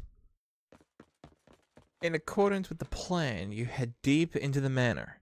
After sneaking out of the banquet hall with Vivian, it doesn't take you long to reach Hartman's study, and with a gentle push, the door actually opened. Isn't this going a bit too well? Yes. The security outside of the manor is really strict, but maybe it's more lax on the inside? Just in case, though, let's contact Lycon. Right. Having some backup would be safer. Let's check Hartman's recent correspondences for clues. I still have concerns about the sacrifice core. Right. Though the core he gave Dina was fake, Hartman might have left a trick up his sleeve and hid the real one. But he looked really surprised. Like, what? It's not fake, though. It should be the real one. So that's why I think Hugo switched it. And Hartman's always had the fake one. Also, I love it that, you know, Vivian's all fancily dressed, because that's all the people of Mockingbird. They're all fancily dressed, and they look really smart. And then there's just Weiss. He's just wearing a shirt and a jacket. Then let's split up. You and Vivian search thoroughly through Hartman's office for a while, but finding nothing. Just then, footsteps suddenly come from the outside, and in a moment of panic, you hide beneath the desk. Esteemed guests, is the catering at the Ravenlock family banquet not Oh, to your shit. satisfaction? So much so that these two distinguished guests felt the need to come to my humble office to scavenge for food. don't want to come out? Well, after all, you don't have long left. Burton, that greedy idiot, fell for the mayor's trap. But I never expected that he would bring you into my territory. I suppose I should thank him. Otherwise, I would have had to go to great lengths to eliminate you. Vivian, Phaethon, give Hugo my regards. Tell him I shall be taking the wealth and power of the Ravenlock family for myself. Harmon raises his gun, aimed at the desk. Yet, there is no gunshot. With a click of metal, and a familiar voice comes in. Lycon! Ah, it's Hugo! Dear uncle, why must we be so distant? Oh, damn! You can just tell me what you want to say directly. Hugo! Impossible! You're... Did he swipe the bullets out of the gun? You must know a Ravenlock will never stop until they get what they want. Did you really think I would be defeated so soon, when I have yet to trample you into the dirt? You filthy bastard! You only know how to resort to these petty tricks! Oh god, Hugo, please Petty kill him. Tricks.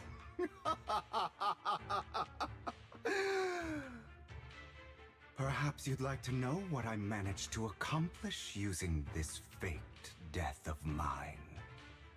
My dear uncle. Dude, Hugo's voice actor is so good. Come on, Hugo, just lunge right at him. Shortly before. Faking my own death.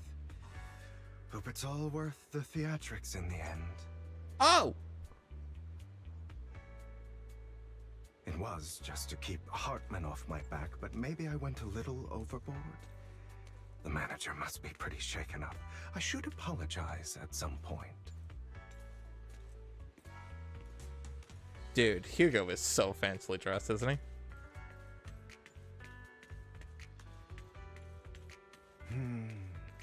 Guess I'll also bring Lycon along.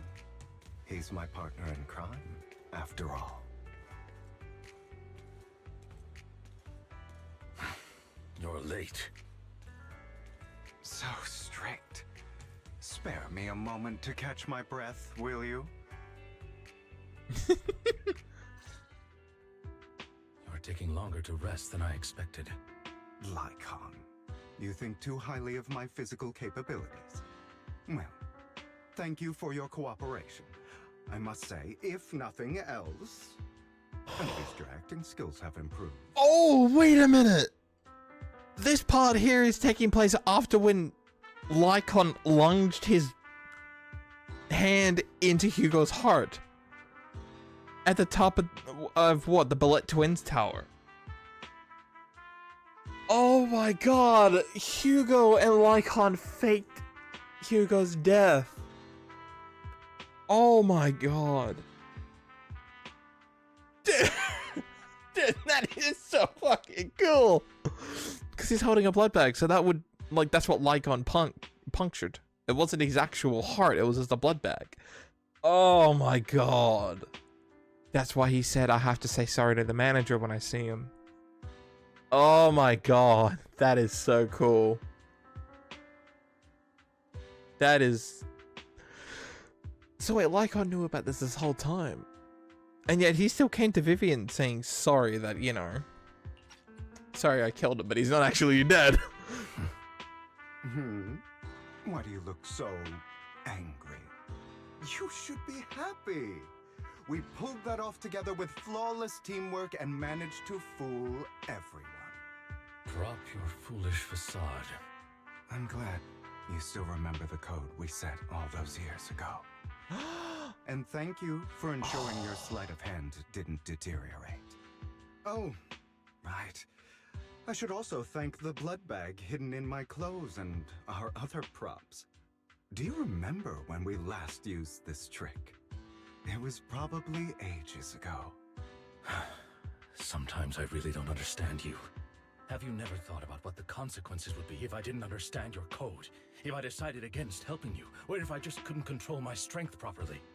You'd understand it. Of course.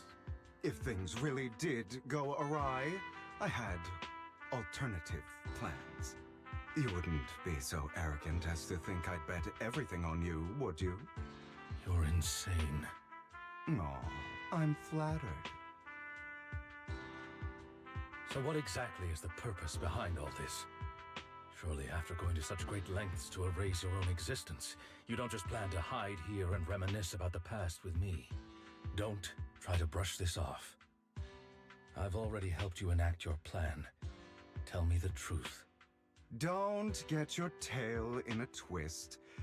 I have more plans that require your assistance, so naturally I would not hide anything from you. Simply put, as things stand, whether as Hugo Vlad or as Mockingbird, I am doomed to die. Seems you've made quite a few enemies. As a member of the Ravenlock family, I negotiated with Edmund and managed to obtain resources from Tops for my future plans. I also confirmed what attitude they held toward your master, the Mayflower family. Meanwhile, I used my identity in Mockingbird to strike a deal with Hartman and gather information on their collaboration with the remnants of the Exaltists. That's where I got my intel on what Bringer left. Oh, by the way, the crime declaration letter that your dear mayor received, that was also sent by yours truly. He's probably figured that out by now, right? Though I'm not sure if he told you. The mayor learned about the sacrifice attacks through his own means, but lacked an opportunity to take action. That warning letter was precisely what he needed. You aren't hopeless yet. How delightful. In short, I'm more well-informed than your lot because I get around, dealing with all these different important figures. But of course, it comes at a cost. It's only fair. After all, you can't hide the smoke from a wildfire. Rather than trying to carefully tame it and risk setting yourself alight, it's better to let it burn free. When I helped you put on your little act, killing you in front of everyone, you left the sacrifice core to Hartman. That was intentional too, then? Oh, yes. And it worked like a charm, didn't it? Now no one cares for me anymore, and all eyes are on Hartman. A perfect situation for keeping the Ravenlock family in check while dealing a cutting blow to the Exaltists behind them. Another crucial point is Vivian and Phaethon. I must sever any ties they have with me or Mockingbird. Although I feel bad for Phaethon about what happened, but it had to be done. That's the only way they would be safe, allowing the plan to continue. I noticed that you never turned your blade toward Master Proxy. So, those words you said back then were also... I will bloody my hands. I will carry the weight of my sins. I will become the Abyss. Obviously, it was all an act. My acting has always been impeccable, as you know. Hugo, you're taking such a tremendous risk. Why? Would you believe me if I said it's for Justice. But unfortunately, it's not. I want revenge on the Ravenlock family. And I will make sure that despicable excuse for a human being, Hartman, suffers a slow, torturous end. Of course, I also promised Vivian that I would help her investigate the whole thing with the Exaltists. That's all. You don't look too good. Is it your wounds? No. This is the first problem I plan to resolve. Lycon, do you have a place that is sufficiently discreet, quiet, and can take a lot of damage? Lycon led Hugo to a small warehouse in Port Alps. Hugo looks quite pleased with this place. After scanning the area for a moment, he sits down on a chair, pull up pulls out some rope and ties himself up. What? What exactly are you doing? Does he like turn into like a giant vampire or some shit? Don't look at me like that. If I didn't have to do this, I wouldn't.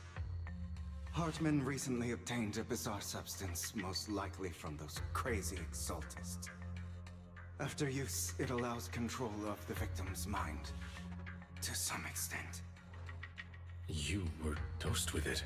Oh shit. To be more precise, Lycon, I deliberately allowed Hartman to put this drug Oh, in when they my had the cup banquet to together. facilitate our previous collaboration. Oh, when they made the deal. Hugo tells Lycon about what happened back at the private suite. Yeah, the negotiation with Hartman. And they had the cups together. Oh my god. The only reason Hartman agreed to work with him was because of this. Because he had drugged that red liquid. After that, every time Hugo and Hartman met up, the latter would always add a small dose of that drug into Hugo's cup and then ask questions, attempting to glean information. After finding out about it, I quickly found someone to help analyze its composition. Oh my god, that is smart. The good news is he gave me a very low dosage. Perhaps because he was afraid I might notice. There's a different medication that can delay its onset, preventing me from actually being under his control. I simply need to put on a show in front of my dear uncle. The bad news is that currently there is no antidote.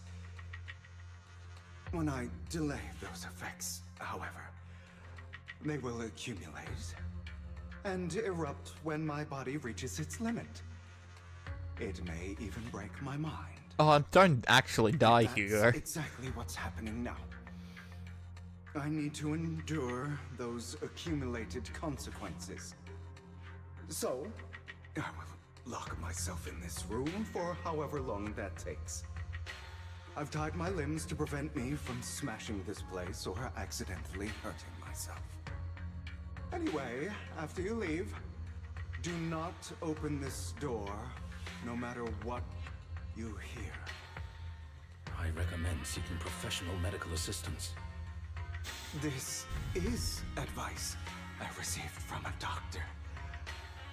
Or are you saying you don't believe I can make it? Right, because the drug turns you into an ethereal as well. I can't. Come find me here at the scheduled time. All you need to do is smile and await my victory. What if I want to stop you? You know you won't succeed. You never have. And you never will.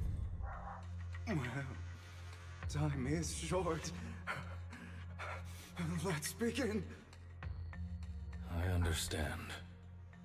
Don't die, you stupid bastard. Don't die, you stupid bastard. After who knows how long, after enduring seemingly endless pain, Hugo finally awakens. The robes that bound him had come undone, though he didn't know when or what. Oh, come on, I can't even. After some time, Hugo straightened out his attire and tidies himself up and opens up the warehouse door. Oh shit. Is this because the side effects haven't worn off yet? Lycon's late. I'm surprised. Or is something wrong with time itself? Looks like someone's over there. Might as well go ask. That's the Mockingbird Bang Boo. Is that his mum?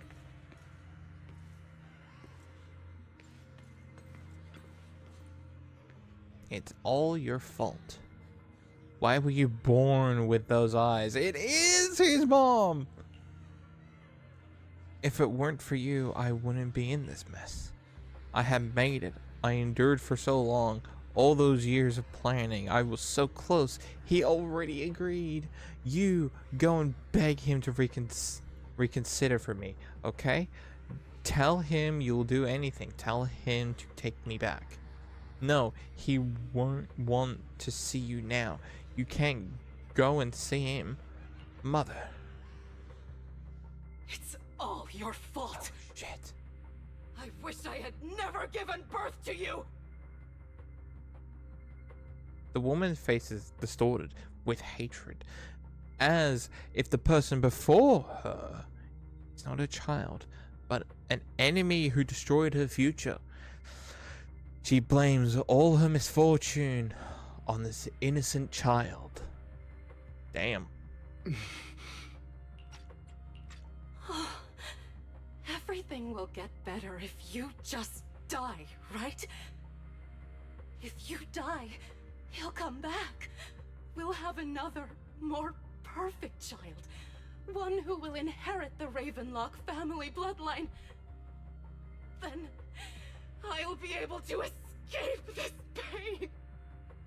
So, Hugo, for the sake of Mommy's happiness, just die, okay? She raises her hand to reveal a pair of scissors. Oh god. The tip gleaming with chilling light. She thrusts the sharp point to Hugo's pale eye. Holy shit. This is like, as I said when I was talking to that scammer before, that I was watching a lot of My Hero recently, and like this is just my brain's immediately going to the whole Todoroki moment where his mom poured boiling water over his eyes. Then she suddenly vanished, as if it never existed at all. Oh, we're at Bikini Bottom now. So, I wasn't awake yet after all. That's because you don't want to wake up again. Oh god. Who are you? That is such a cool looking being, Boo. Hidden deep within your heart, your most true self. You want to kill her, don't you? Your so-called mother. Every time she beat you without reason, when she tried to gouge out your eyes, when she sold you into that hell, laughing all the while. You wanted to be the one to end her life. Why not admit your hatred? As you are, you can hunt her down and make her pay for the living hell of a childhood she made you suffer. Yes, I hate her. I hate her because she was foolish and shallow, greedy and God, that's a lot of stupid. text. I hate her because she doesn't deserve to be a mother. She did everything she could to try and get into the Ravenlock family, believing she could live a life of luxury without having to do anything, and never realizing she was a pawn, discarded from the very beginning. So she chose to blame me. Blame me for my heterochromia. Blame me for my very existence. Oh man, I would love But to I have won't heterochromia. kill her, because I know it won't change anything. She was incapable of loving me, just as she is incapable of loving herself. I think people with heterochromia are like so cool. Two-colored eyes is so cool. Keeping up the act of being some magnanimous and forgiving fool. Don't compare us. I've simply come to understand love or hate. I make my own choices, and they have nothing to do with anyone else. She sold you to the Ravenlock family for a huge sum of money. She used that money to start a new life without you. She was indulging herself. You were going through hell in the Ravenlock Manor. Does it not torment you? Do you not feel the hatred? Do you not want to demand answers? Kill her. Only by killing her can you be truly free. For a long time, I thought the same way. But now, well, I want to make a different choice. Stop lying to yourself. You never had a choice. This weak-minded thinking will only lead you to failure. Like before, you'll be nothing but a worm, trampled into the dirt by those so-called elites. Do you still not get it? This is how the world is, and always has been. Hesitating will be the victim. If you don't grab your knife first, you'll end up being on the other end of the blade. If you want to change anything, you must first become the one who makes the rules. Just like that woman. The only reason she could treat us that way was because we were weak. So listen to me. Find that woman, kill her, and prove to this world your strength. It's what she deserves. This Bang Boo is really going all in. I forgive them. They don't deserve it. I'm not forgiving them. Or rather, I don't care about them. They don't even matter, at least not yet. You know, perhaps the person I hate the most, the one I truly cannot forgive, has never been someone else, but rather my weak, powerless past self who could do nothing but hide inside a closet and cry. I hate myself for having neither the strength nor the courage to resist. I hate myself for begging for so-called familial love, even after being treated so terribly. I hate that despite the pain of my wounds, I still hope to receive the carrot and not the stick. And that means you, correct? Am I gonna fight a Bang Boo? I forgive you. Oh. I forgive myself. You'll regret this, fool. Your pretty words mean nothing. You will ultimately return here to me. After intense bouts of dizziness, Hugo awakes in the dark warehouse. Ropes that have bound him have come undone at this point. Hugo takes a deep breath, damp air, and stands up. Ah, so he's finally stepped out of it. Hugo straightens up his attire, ties himself up, and then opens up the warehouse door. I see. Ah. This is still an illusion. Who's around the corner now? I wonder who's going to show up this time. Yeah. It's gonna be Hartman. Brother! Oh no. Hugo, let's play hide and seek! I'm already hiding! Oh, is it? Find me, right? Like you always do! Oh, is... Oh, okay. Serena. You're looking in the wrong place. I found an even better hiding spot this time. Harder to find than any place you showed me.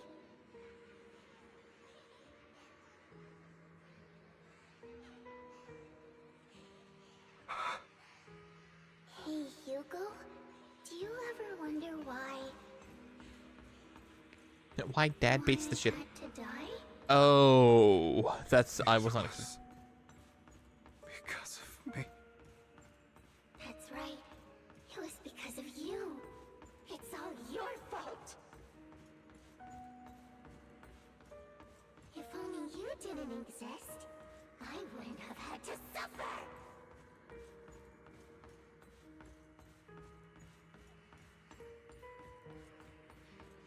Damn.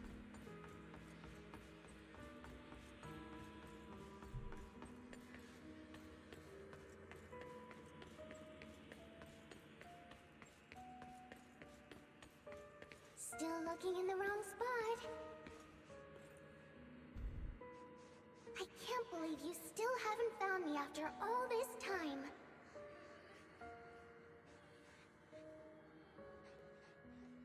Have you forgotten about me?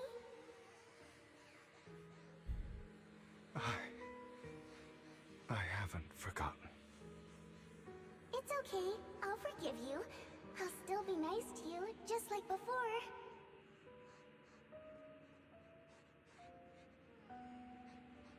I was the only one who was ever nice to you, wasn't I? Yes. Then tell me, why do good people always suffer? Why is kindness always punished instead? Tell me, Hugo, why?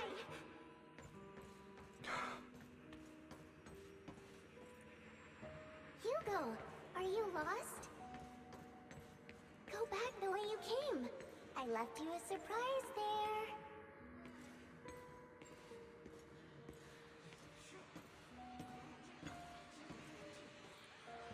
What a cruel bastard. As expected of a disgusting bastard. Lady Serena was so nice to him. Yet how does he still have the nerve to stay in this house?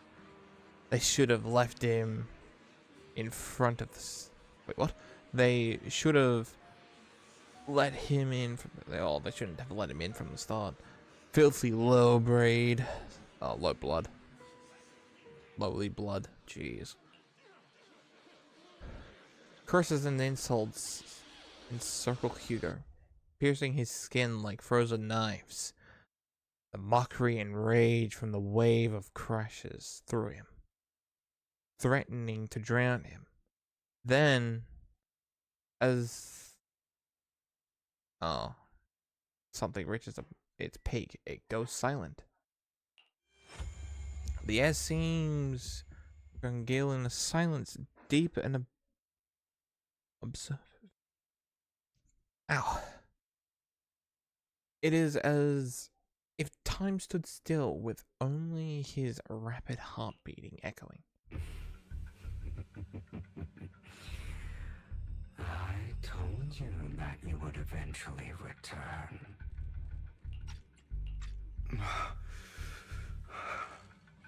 We meet again, my friend.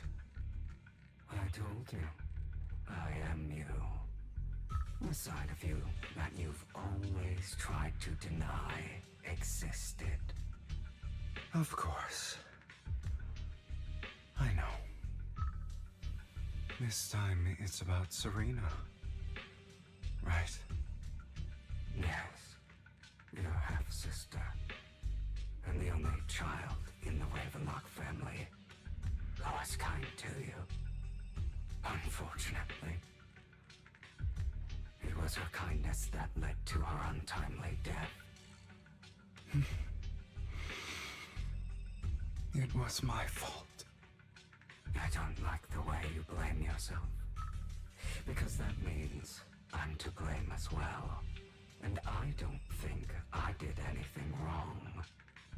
Your mother sold you to the Ravenlocks. And your father, he saw your talent and wanted to use you to push the other children into competing with each other. My brothers and sisters wanted to get rid of me from the moment they first saw me. In their eyes, you were no more than a slave. But Serena dared to treat you, a slave, as if you were human. And so, she was fated to die. They tried to kill me many times, but I was careful, and they did not succeed. The fuck is this household? Serena, who was weaker, an easier target, and pinned everything on you. Serena died in your place. Those cruel brats thought that by reporting this to Father, they could use it to get rid of you, a rival who threatened their positions. Yet, not only did Father not blame you for the incident, he praised you for it. In this world, only the ruthless, cruel, and merciless can stand at the top. And that's exactly what you managed to live up to, no? You found a perfect opportunity thereafter to catch the ringleader of the group who framed you and almost beat him to death.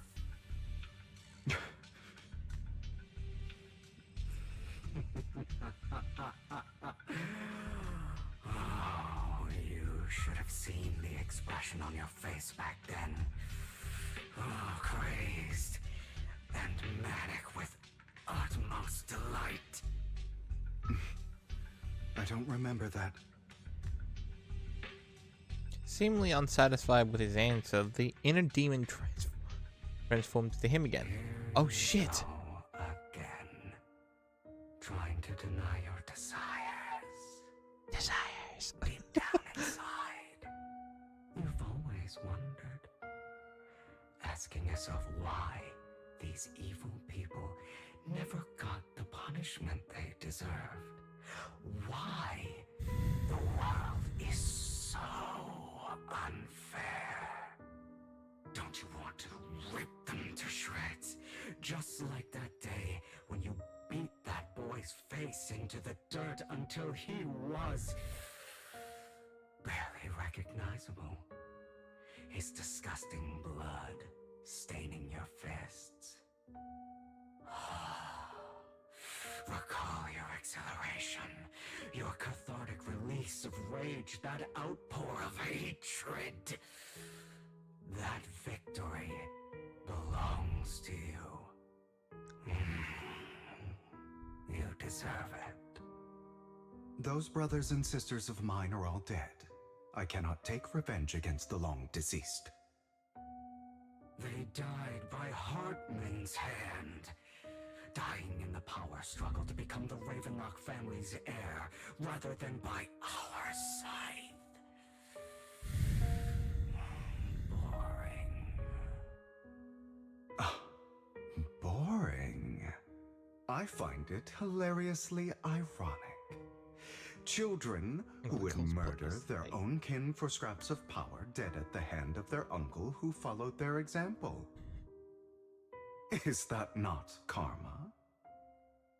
Power struggles pitting kin against each other, betrayal, suspicion, and hatred between people of the same blood. It's like a curse written into the Ravenlock family's genes. Laughably stupid. Don't forget, my dear, that the same blood flows through your veins.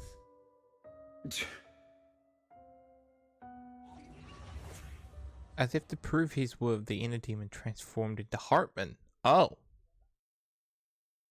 It's turning into everybody today. That's right, my dear nephew. No matter how much you deny it, the blood of the Ravenlock family flows through your veins. Survival of the fittest. Only the strongest deserve to live. Only the strongest deserve to rule. This is the path of success that has led the Ravenlock family to victory countless times.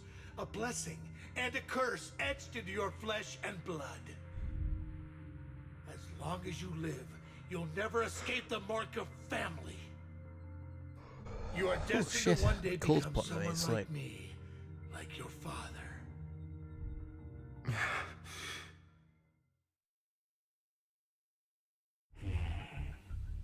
Is that fear I sense? I can see you trembling. Why does the Ravenlock bloodline terrify you so? I won't become like my father. Never.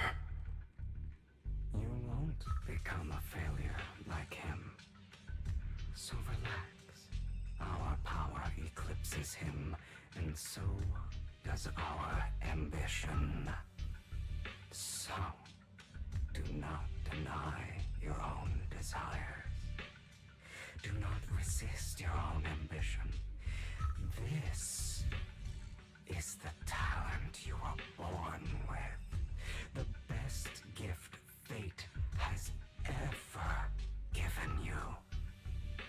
Admit it. Deep within your heart lies a spark, yearning to ignite a raging inferno that will burn everything down. And I am that spark. After an intense dizziness, Hugo awakens in a dark warehouse. Okay. And he's still... Never thought I'd be this genuinely thankful to see you. My friend, you're still very much high.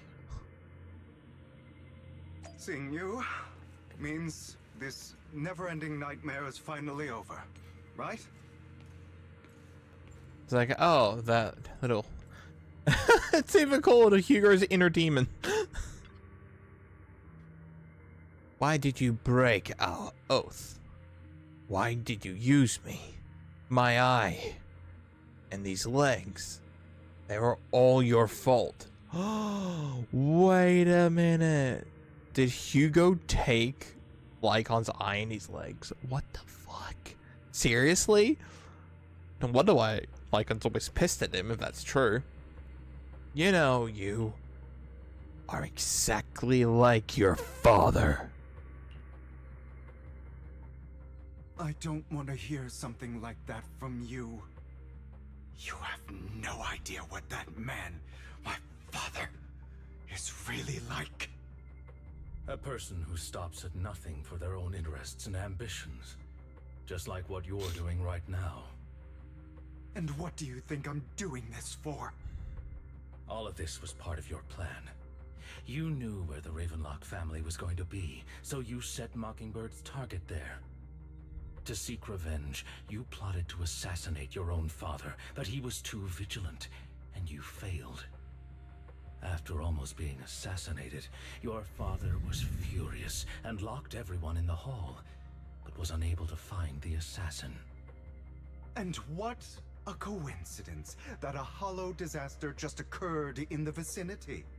So he used it to eliminate all the unfamiliar faces there, turning them into victims of the hollow, an easy feat for the Ravenlock family.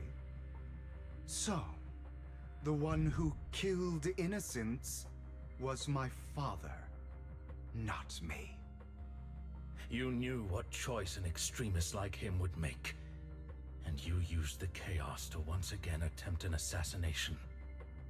This time you succeeded. You killed your own father, at the cost of innocent lives. Admit it, Hugo, you don't care about anyone else. The only thing you care about is your revenge. How is that any different from your father? Enough.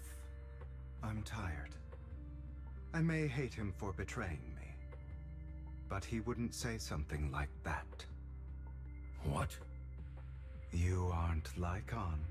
You're the other me, hidden deep within my heart. And slowly opens his eyes. Lycon is gone, and in place is a familiar figure. No doubt. That a doubt is within an illusion. I've been waiting for you, my dear. It seems you've already grown accustomed to this place, even turning the tables on me. Just as you said, you are me, and I am you.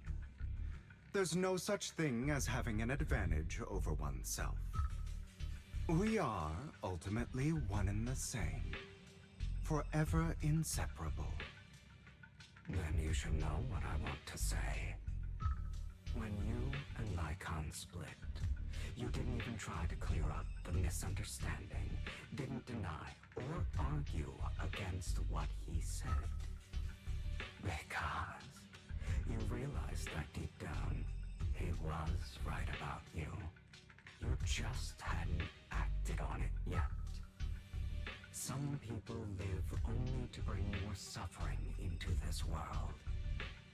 Sometimes, murder is what brings justice back into this world.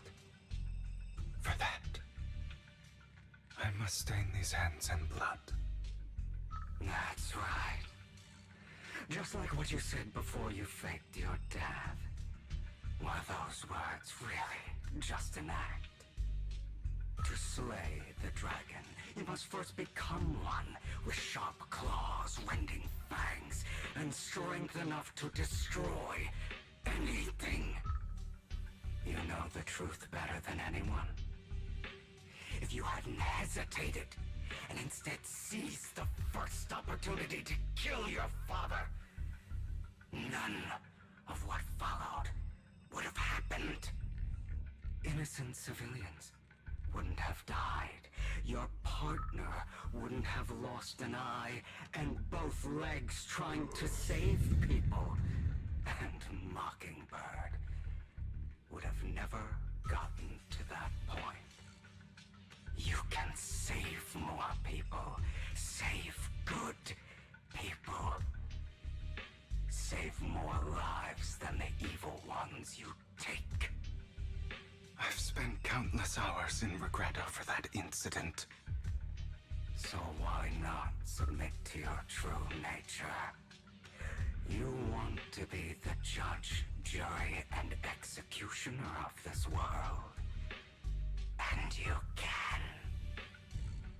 I wasn't responsible for Father's death. The true mastermind is my uncle, Hartman. His schemes to kill the head of the family were all so he could take control. Mockingbird was simply unlucky enough to get caught up in it. So, for a behemoth like the Ravenlock family, with its roots so deep, a single person's death, regardless of who that person is, wouldn't change anything. Of course, whether it's Tops, the Mayflower family, or even the entire world, it's actually all the same. I refuse to be dragged down by pointless hatred any longer. You foolish, stubborn idiot. Do you understand the power of hatred? Have we not come this far precisely because of it? Or are you going to follow Lycon and Jack's twisted logic? Come on. You don't actually trust anyone? Otherwise, why would you hide this whole scheme of faking your death from them?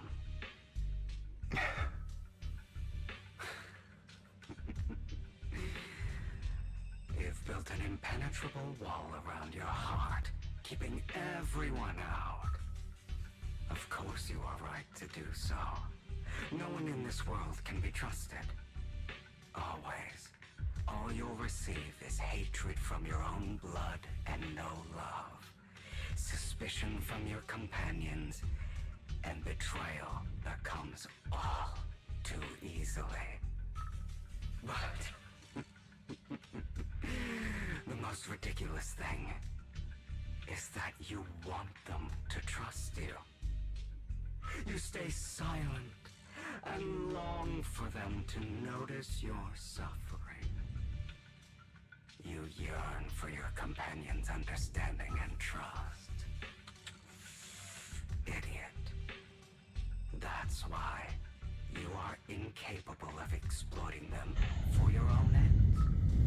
You care about their safety even more than your own. But remember, only the weak need companions. And we are children born from hatred. We are different from them. I will never be like them. And I don't need to be. Come. Let me show you what powers we can wield. Can we just get this on with, please? I want to kill something. But you are me. And I'll never lose to myself. Can I please get out of this fucking illusion thing? I'm literally fucking falling asleep here. There is so much information to take in, and it's just like, look, I know, inner demons, horrible. But like, seriously, if I don't do something, I'm literally gonna fall asleep. I don't know why. Wait, do I finally get to play as Hugo? Do I get to fight evil Hugo? Oh shit. Do I get to play as Hugo? Oh, well, Hugo is coming out next, isn't he? With a special attack. Or ultimate. Hit your stunned enemies. X is triggered. This effect increases this. Alright. Think about all the injustice you've suffered. If you choose to forgive, you're betraying yourself. You know that. Letting you consume me would be the real betrayal to myself.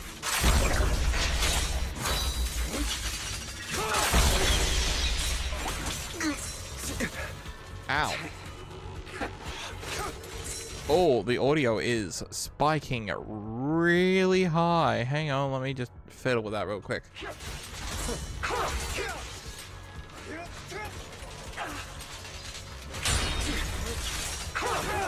You're just afraid to admit it. Dude, Hugo is cool. You're too scared to face your true self and what you truly desire.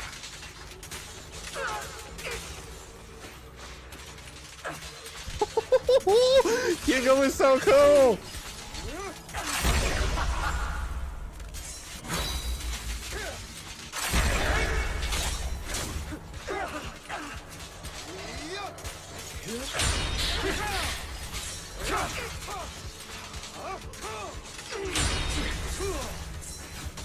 My way.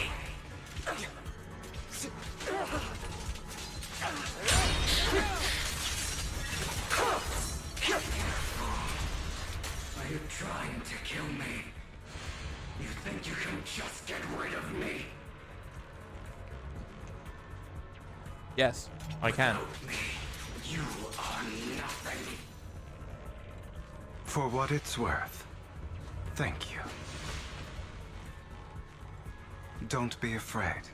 You and I are inseparable. You're part of me, just as I am part of you. Fancy words won't change anything. No. So wait, is he ice? It's not just platitudes. I finally understand now. Some pain only fades when it's seen. When it's accepted.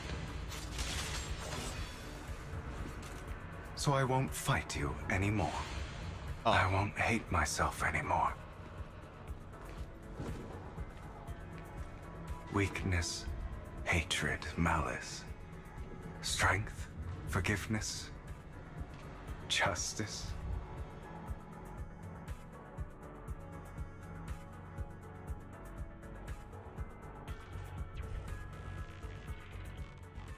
Finally, it's time to meet up with Lygon. Finally!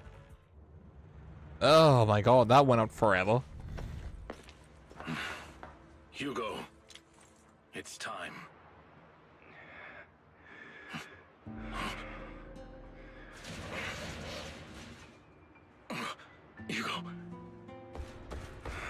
Hugo, you...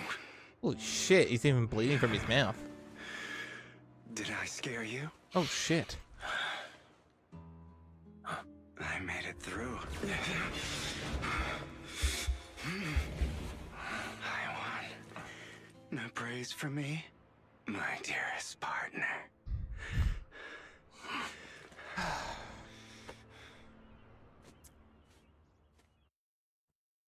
Was he wagging his tail?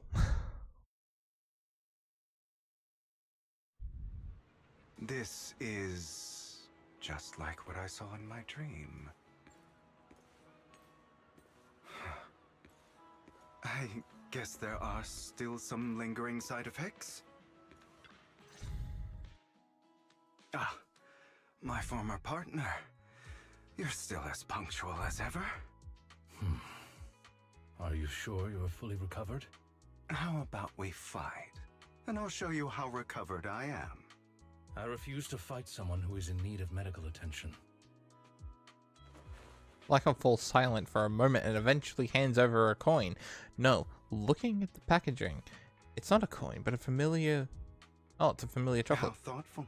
Oh, chocolate coins. I'm touched. Or perhaps is this simply part of Victoria Housekeeping's professional care? I'd rather you not starve to death. Hugo takes the coin. After a moment of silence, he eventually eats it. I mean, chocolate helps with the mentor attacks, so I mean... I'm fairly certain this is the same kind as before. No.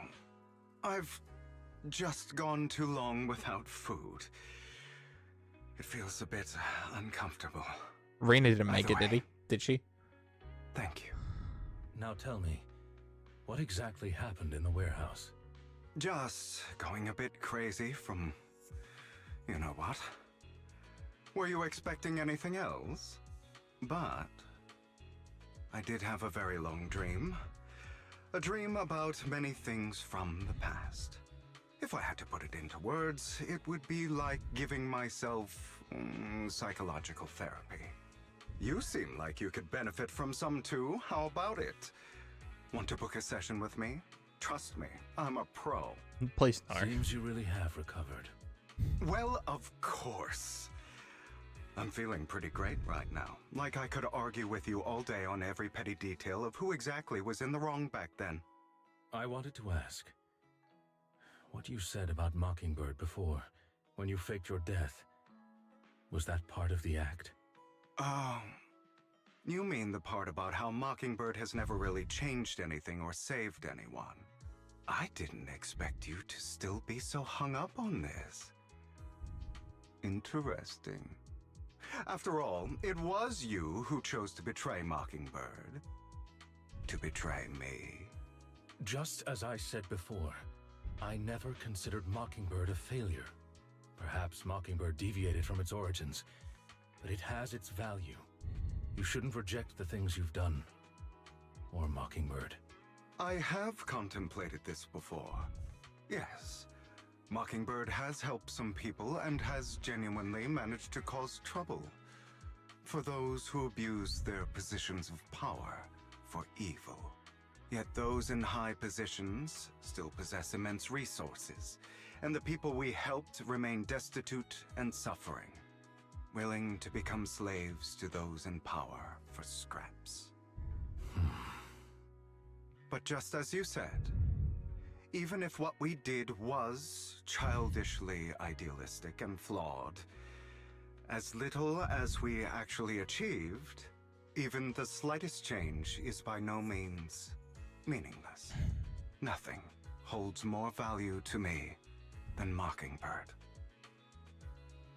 Hugo stares out of the ocean. A gentle breeze lifts his golden locks. The sunlight glances up both of his eyes. All right, let's catch up later.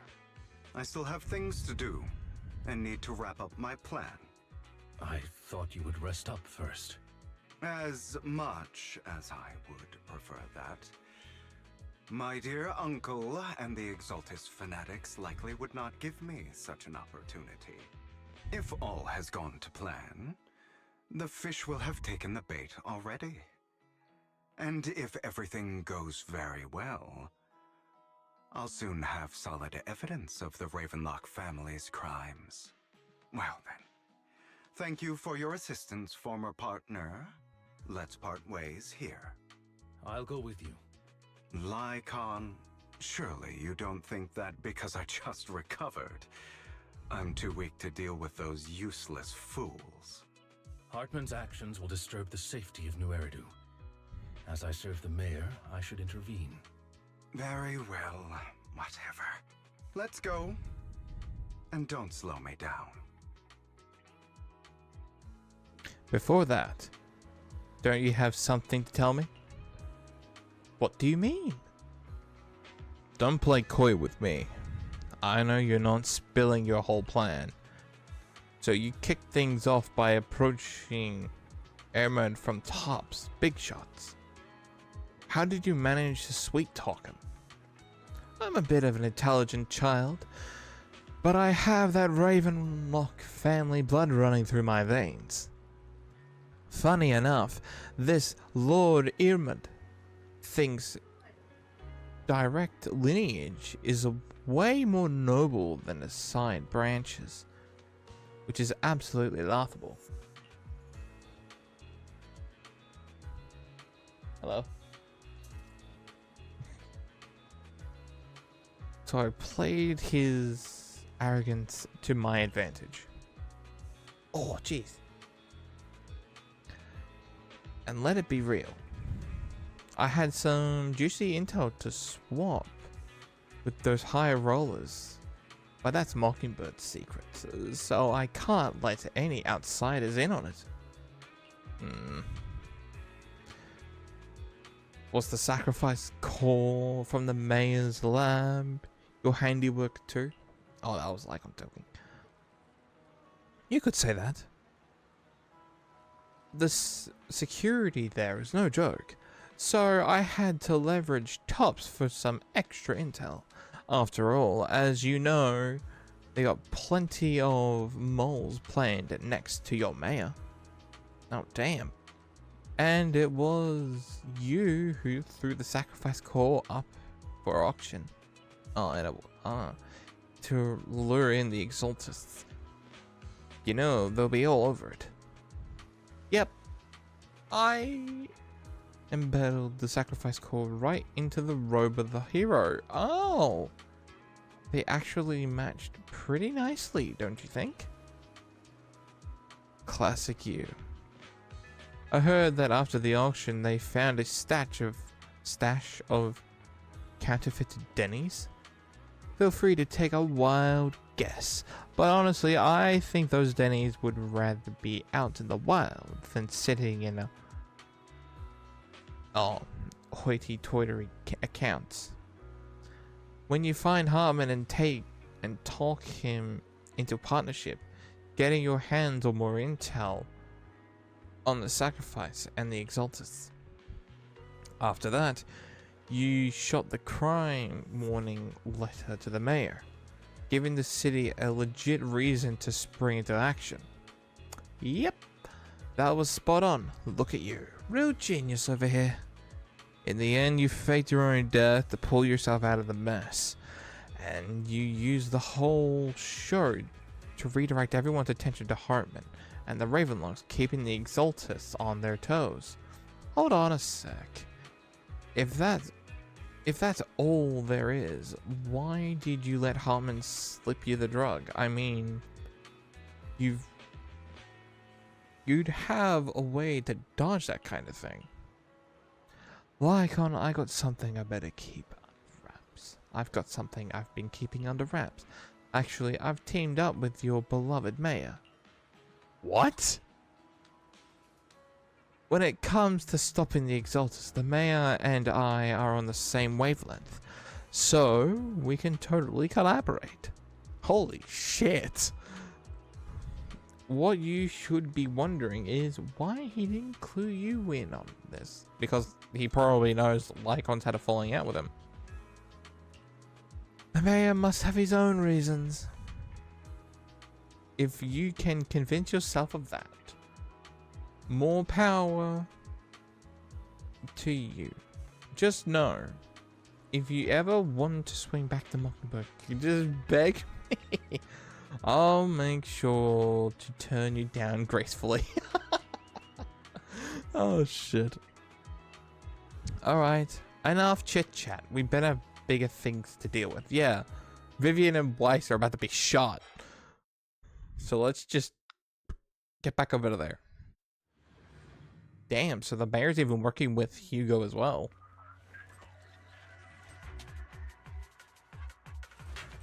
No, keep the hat on. Oh. I'm sure you've heard about the missing workers from companies under the Ravenlock family, too.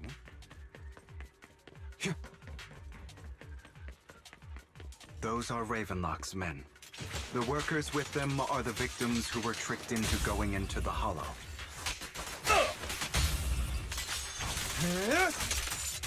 Ooh. Come on, let's get them out of here. You untied the workers. Thank goodness. Someone's here to save us. Thank you. You're welcome. So, could you tell us where those Ravenlocks did to you before they ran off? Or what they did? They're a bunch of liars. They tricked us into this hollow. They said they had a job with high pay for us, but they kept avoiding the topic whenever we got here. Something didn't seem right, so I wanted to leave. But then they showed their true colors. They tied us all up and told us that they were going to ship us off somewhere. They didn't make you take any weird medicine, did they? Medicine? No. But it wasn't just us they tricked. Another group went that way. I see. Here, take this carrot. There is a exit nearby. Oh, we're gonna find that guy that Vivian and Weisfeld found near the playground. You should get out of here as soon as possible. I can't thank you enough. Let's go, Hugo. We must save the rest of them. You sure are eager. I can't believe we get to finally play them. Bunch of nobodies. Annoying as hell. Kill them! You're welcome to try.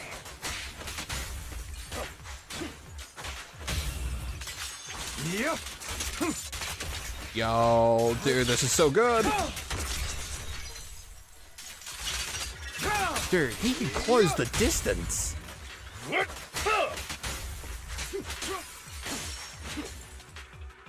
I'm here. Dude, Hugo can close the distance so quickly. Damn. More workers here. And quite a lot of them. It's him! It is him! It's the guy from before! It's the guy that Weiss and Vivian find. Hang on, I just gotta move up a little bit. I'm starting to sink into my chair. Who are you? You're saviors. Thank you, thank you. I'm amazed the guy didn't, you know, talk about a wolf tyrant being here, but okay. I had a bad feeling about the group from the start. I shouldn't have ignored my gut instincts. What did those Ravenlocks do to you did you do anything? Well, they weren't doing as they were told, so they tied us up. Oh. Read properly, please. Nothing else? Good. Oh, right. There was another batch of workers ahead of us. They should be on the roof. Don't worry, I'll handle this. You should get out of here as soon as you can. Let's continue. Is Hartman behind this, too? Of course. He threw them into the Hollow like offerings for the Exaltists.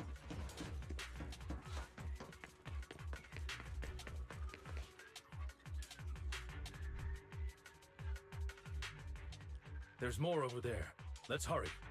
It's different this time. Don't rush in. Let's listen in on what they're saying first.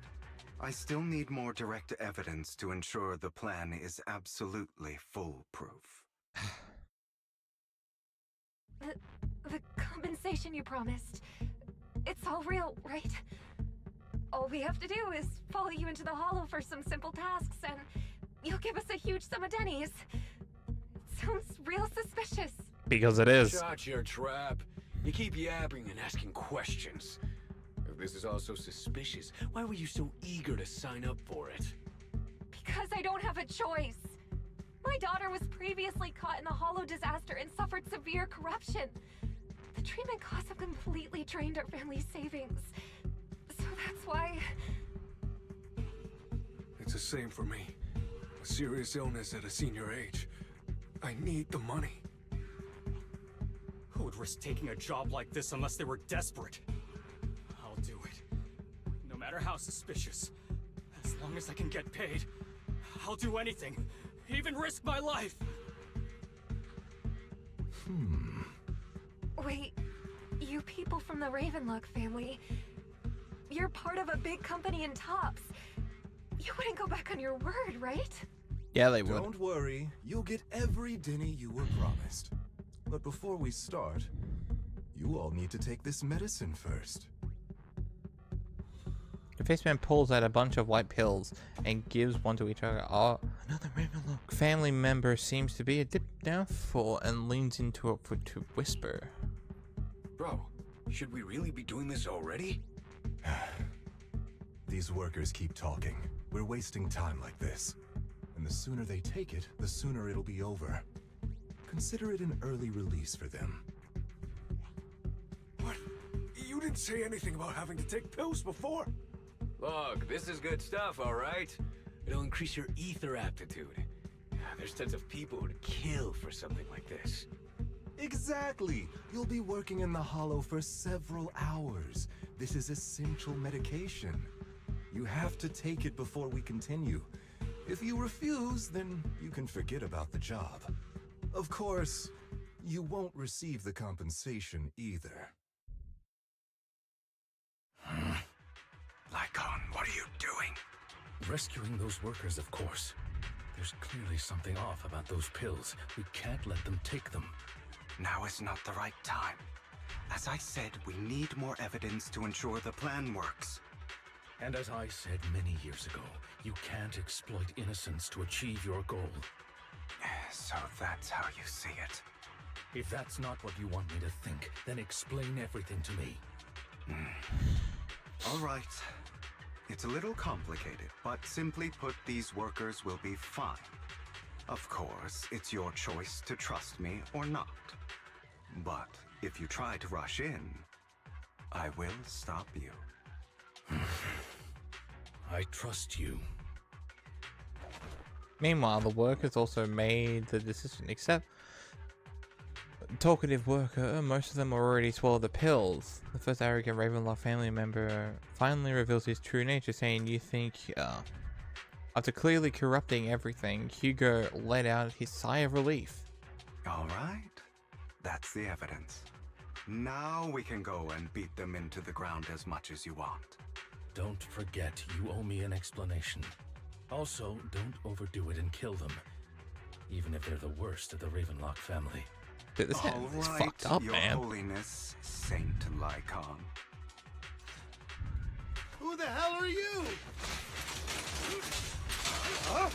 Why don't you take a guess?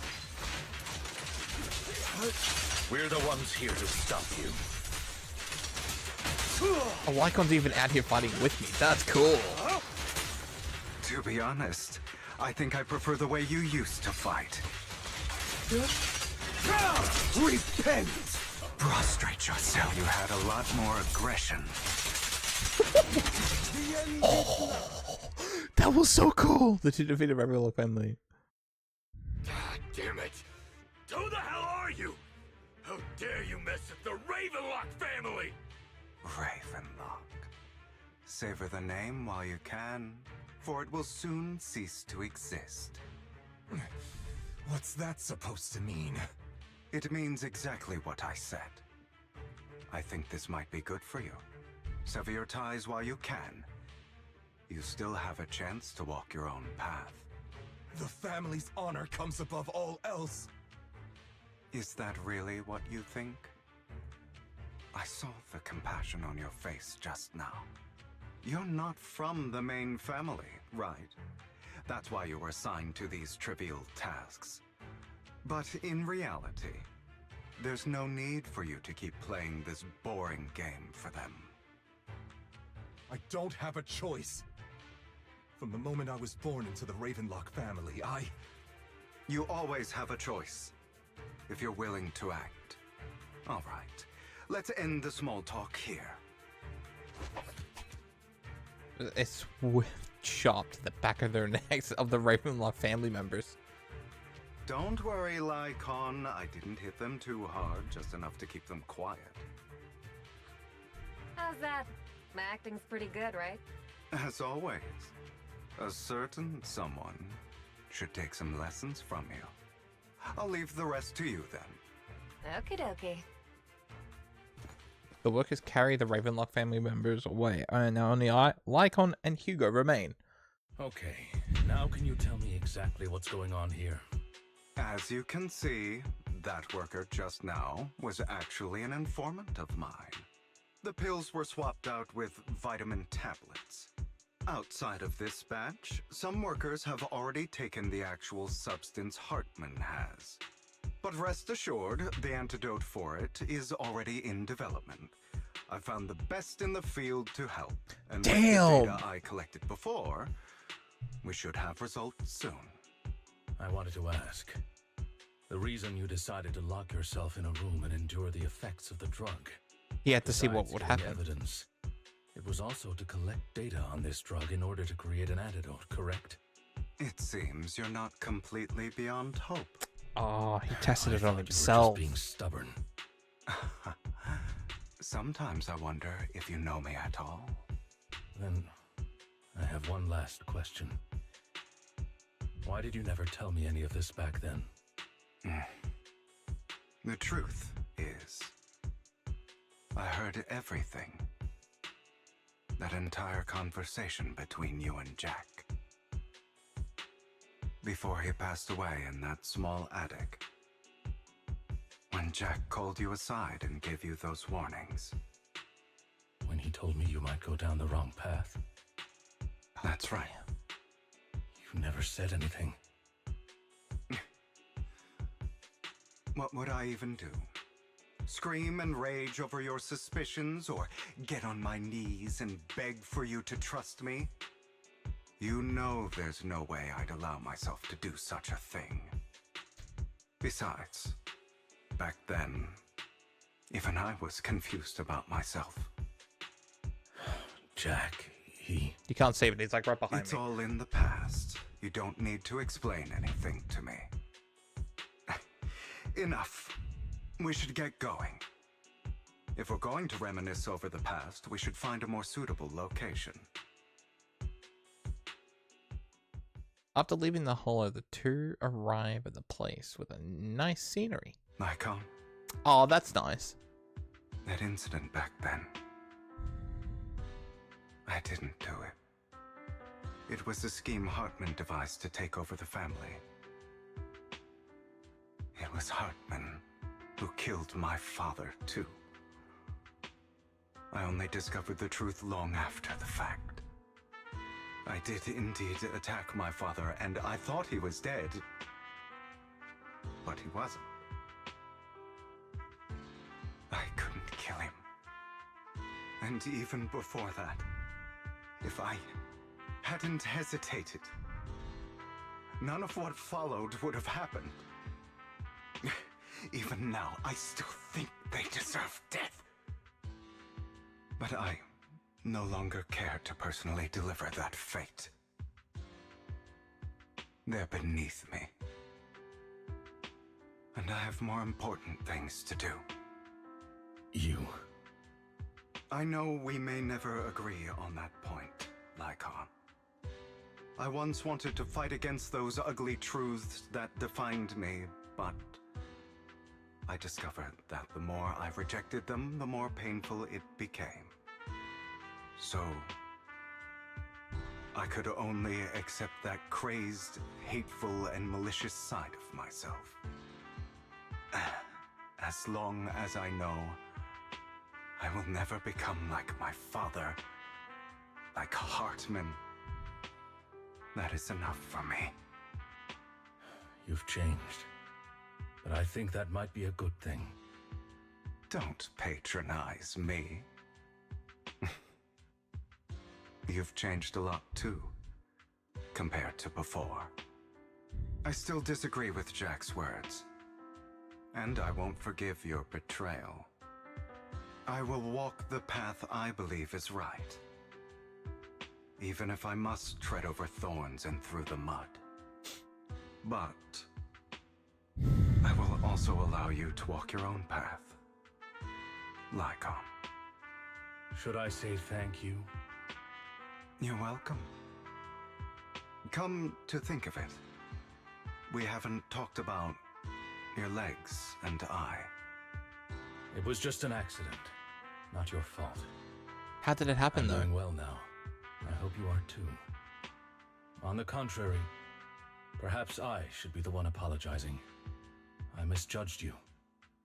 I used to think you wanted power, that everything you did was for your own ambitions. I thought you wanted the power to pass judgment on all in this world like a god. I am a god. I am my own god. Or you could say that in this world, everyone is their own god. There are many things that we are powerless to change. But there are also many choices we can make.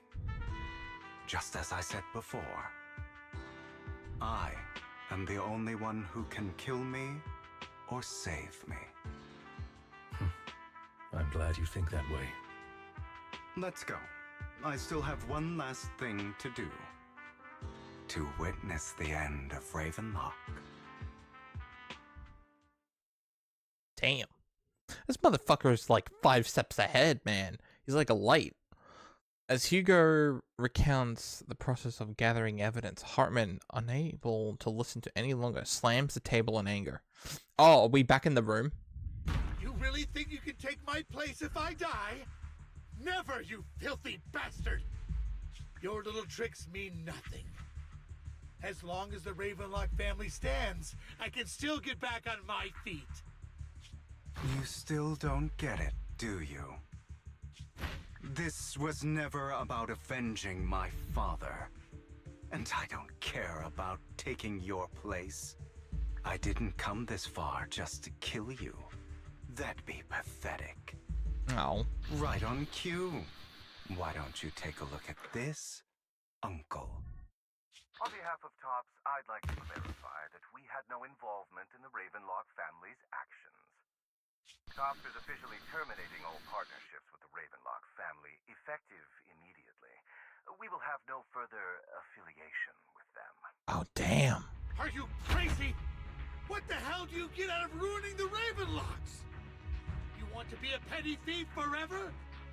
Thief? Oh, Uncle. Allow me to reintroduce myself. I'm the name people whisper about. The one who robs the rich and gives to the poor. I'm the master con artist who can fool anyone, anytime. I'm the leader of Mockingbird. The one who turns every headline into my own stage. I have friends who'd catch me if I fall, partners who'd shed tears for me, and allies who always have my back. Oh. I am Hugo Vlad. You're the one who needs the Ravenlock name. I never did. Cool. You ungrateful bastard! You should have never been born. You flatter me. Same goes for you, Uncle. Same goes for you, too. You leave the Ravenlock Manor and Hugo's speedboat. Damn. After reaching Port Elves, you all wait for Lycon to arrive. You've done well, Vivian. You had better give me an explanation. And here I thought this would be a touching reunion. What's with all the anger? Hugo, I'm a member of Mockingbird too, and I mourned your death. Listen, Vivian. I don't want you or the people you cherish to get caught up in danger because of me. I've always been selfish, so I don't hesitate to use you all as variables in my plans. But it is because I am selfish that I also don't want my failures to affect my treasured companions. It's also because I am selfish. In any case, if you were in the same position, would you not make the same decisions? Lycon's taking care of everything outside. We should go. Also, Wise, thank you. And I'm sorry for the whole act where I threatened you. It was the only way for Hartman to drop his guard against you and leave you be. I, Hugo Vlad, am forever indebted to you. Well, when I pull you, I better make sure to get you on my first, you know, the first 80 pulls, because I'll be pissed if I don't. With Lycon's assistance, you successfully leave the Ravenlock family manor and return to the video store. Master Proxy, although it is late, there is some important intel that I must give you now. So you know everything about this? Did you know about Hugo's plan to fake his death and everything that's been happening, Lycon? I was simply playing along. After all, I could not determine whether Hugo's plan would pose a threat to you. You are a student of the mayor's late friend, and I am obligated to protect you.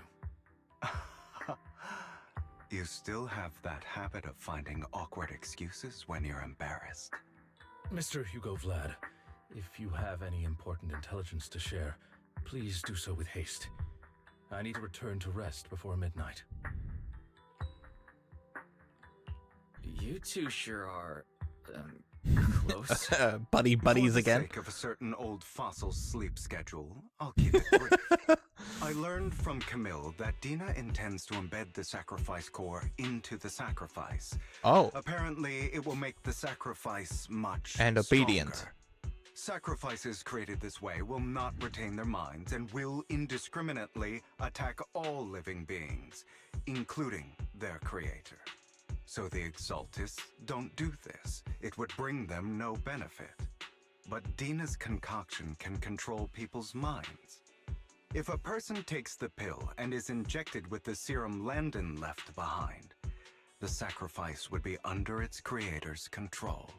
Although the dormant sacrifice has been destroyed, Dina found a batch of that serum her father created and wants to create new sacrifices. Putting aside the sacrifice for now, Hartman's sacrifice core is fake. We don't know where the real one disappeared to. The real core has always been here. Here? In Lord Phaethon's video store? What? Vivian, do you remember when I suggested you give that collectible to our dear Proxy? I remember. But that was just an ordinary pendant. And I've met the person who submitted it. She has absolutely no connection to the Exaltists. How about our dear Proxy take out that pendant so we can take a look? Wait, what pendant? I don't remember. After finding the pendant sent by Vivian, Hugo takes and gently presses the hidden clasp. The pendant clicks and opens up to the middle inside the sacrifice core. Oh, I don't... No, I think I vaguely remember this. Gifted by Vivian. It looks like an... Oh my god, it just got slipped in here. It looks like an expensive and exquisite piece of art, and no one could have guessed it could be opened inside. It's concealed a mysterious sacrifice core. Damn. That's why Dina was like, oh, like, you have to know where it is. Oh my god. Because she literally gave it to us. Unintentionally. She didn't know it was enough, but still. Take your surprised expressions as a compliment for my little trick. I will hand over this core to the mayor as agreed. Since he fulfilled his promise to protect Vivian and the manager while I was pretending to be dead, I won't go back on my promises. No wonder the mayor would promote rhetoric favorable to Mockingbird. I can't believe I thought he was actually being sincere. Since we have the sacrifice core, all we have to do now is stop Dina from using innocent people to make more sacrifices. Now we just have to get her. Yes. And we need to destroy the last batch of Landon's serum. And we have to find that too. Hopefully with no options left, Dina will give up her obsession. All right. That's the important stuff. I'm going to go and confirm where Landon's serum's been stashed. I'll contact you again once I have something.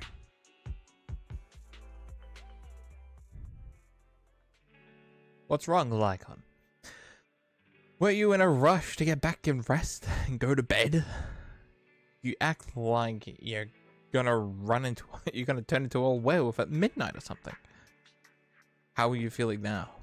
Relax, I'm not kicking the bucket just yet. But you look a bit more run down than before. Just get over something now. Just getting over something nasty, that's all. Risking your neck like that wasn't exactly smart. Maybe you shouldn't have...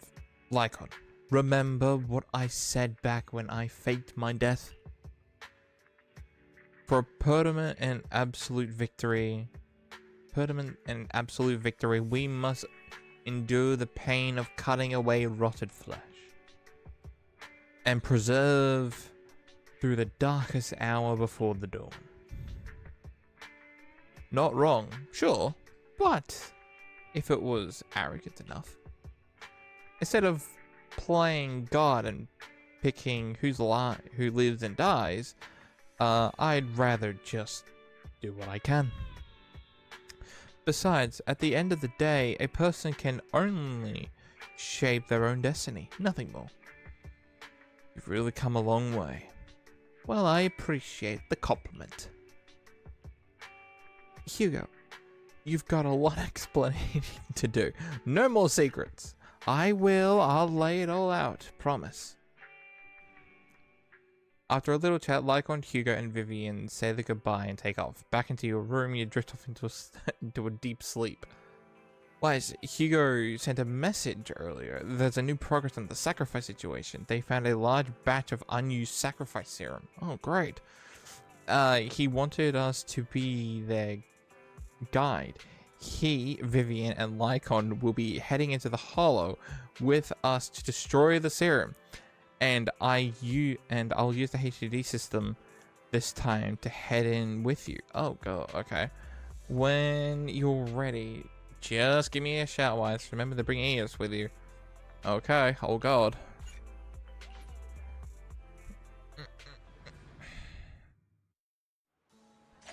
Hang on. Let me just check one little itty-bitty thing. Internal journey. Ah.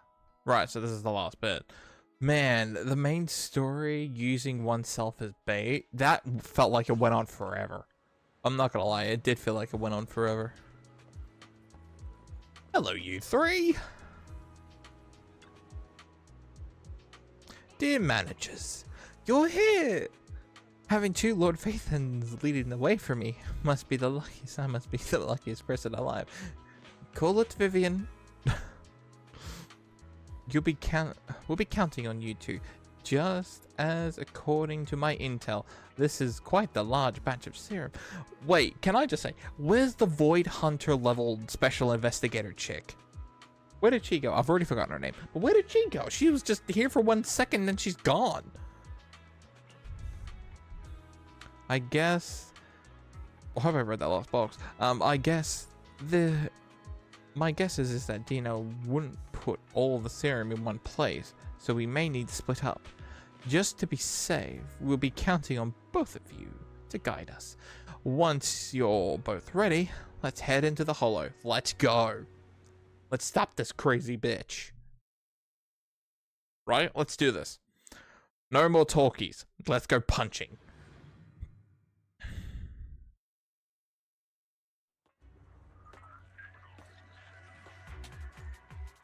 It's funny, she doesn't even look at us.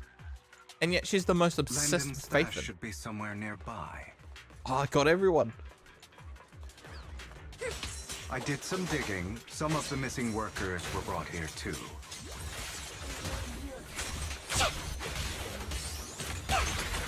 Say no more. Dina's getting ready to make her move.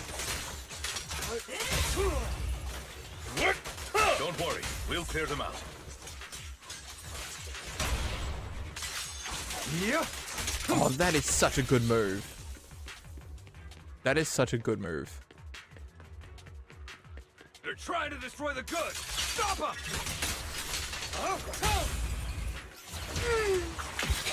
We need to take care of the guards first.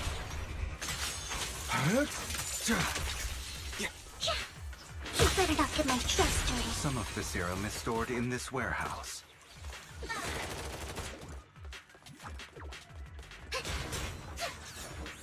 You're not taking anything from here. Take this. Yeah. Hugo, get the guards first.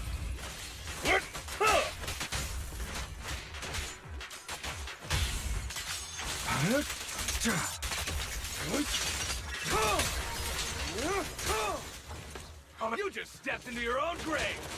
Oh, they even got like thugs.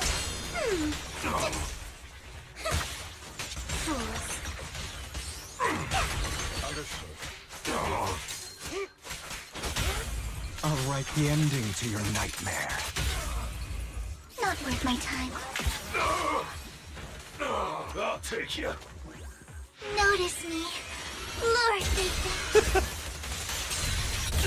Worms belong in the dirt.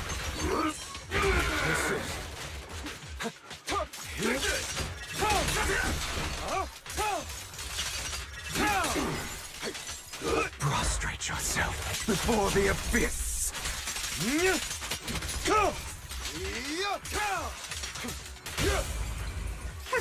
A boring opponent.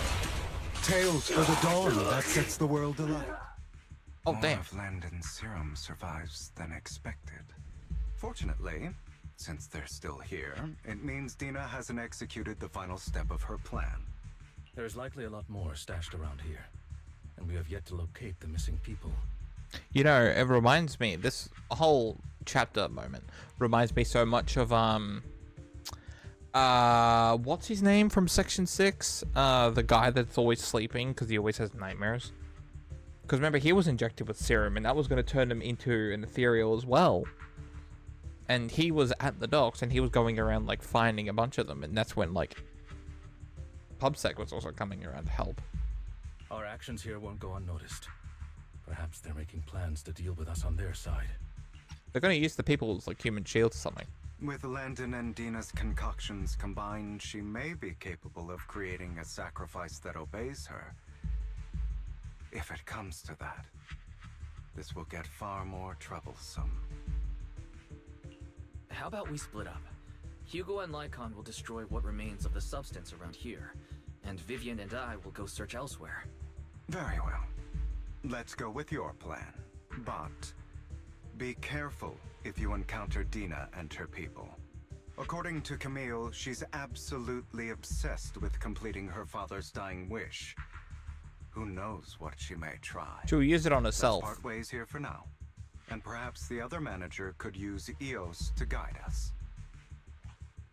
Sure. I've been feeling way better these past few days, so just leave it to me. It's only now that I realize how fortunate we are to have two Lord Faithins. Yeah, but I feel like our work's doubled. In the past, Wise and I would only ever work on the same route. Greater power means more responsibility. And in any case, I'm sure the mayor would be able to provide double compensation. He's a very generous person, after all. Right, Lycon? I will request additional compensation from the mayor. It's not about compensation. It's just... I'm still not used to us being separated in the Hollow, so I'm worried about Wise's safety. Oh, but I have no doubt in your abilities. I just haven't gotten used to it yet. As they talk, Vivian stands behind them and suddenly sheds a tear as she gazes at one of them. She turns quickly and approaches the area where Landon's serum is stored.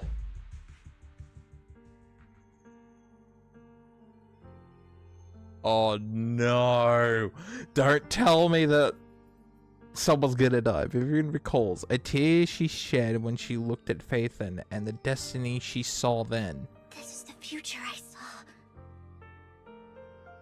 What? Wait, is that Weiss with bird wings? For arms?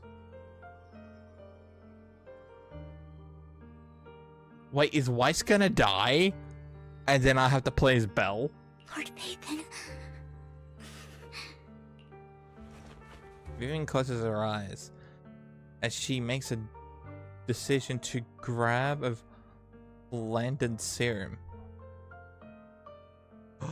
No, if the tragedy is inevitable, let the misfortune fall upon me. I'm sorry. This time, I will make sure the future I saw does not come to pass. But you don't know the thing you're trying to do is actually... I want to bring you misfortune. But that's the thing. The thing you're trying to prevent might actually cause it to happen. You know, like Ragnarok. It's the reason why Ragnarok even happens in Norse mythology is because Odin tries to prevent it. And yeah, him trying to prevent it causes it to happen. That's all I wish for.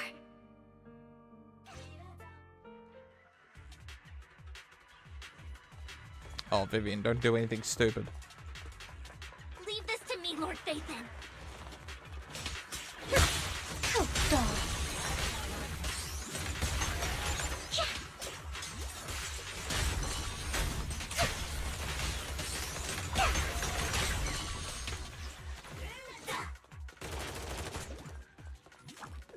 Jeez, easy Lord boy. Phaethon, there might be more serum here. Fool.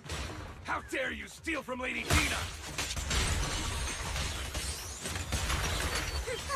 I'll try to go easy on you. No promises.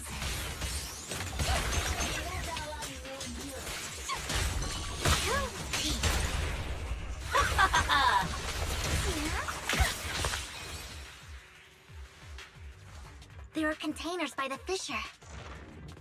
Fisher? Oh. Oh. We don't want the money anymore. Please just let us go. I don't think I'm gonna make it. Just end my pain. Please. We're here to save you. Are there any other captives? There are, but they all turned into ethereals. So many ethereals. They're all dead. Please let us go. That girl never intended to let us live. My friend will get you out. We'll deal with this. Don't be afraid. We'll get you out of this hollow alive. We promise. Really? Oh, thank goodness. Be careful. So many people were brought in with us. They're all ethereals now. Really, really scary ethereals. I can't even imagine what she's planning to do with such a massive horde of ethereals. People will die. Everyone will be killed by those ethereals. Say no more. My friend will get you out. Leave the rest to us. Holy shit. After contacting Hugo and Lycon, they quickly arrive. You eventually decide to have them first take the civilians to safety, to a safe place. While Vivian and you continue to search and overlook serum or victims. Shortly after they leave, a familiar voice comes. It must have been tough for you to find this place. Vivian, if you had stayed out of it, I wouldn't be so eager to get rid of you. Those people have been taken to safety. You're all out of options. They're just mere test subjects. So what if they get away? There will always be people consumed by greed, and therefore, they will come willingly to me. In any case, what are a few sacrifices in comparison to the completion of Father's grand ambition? Dina, you deceived those people.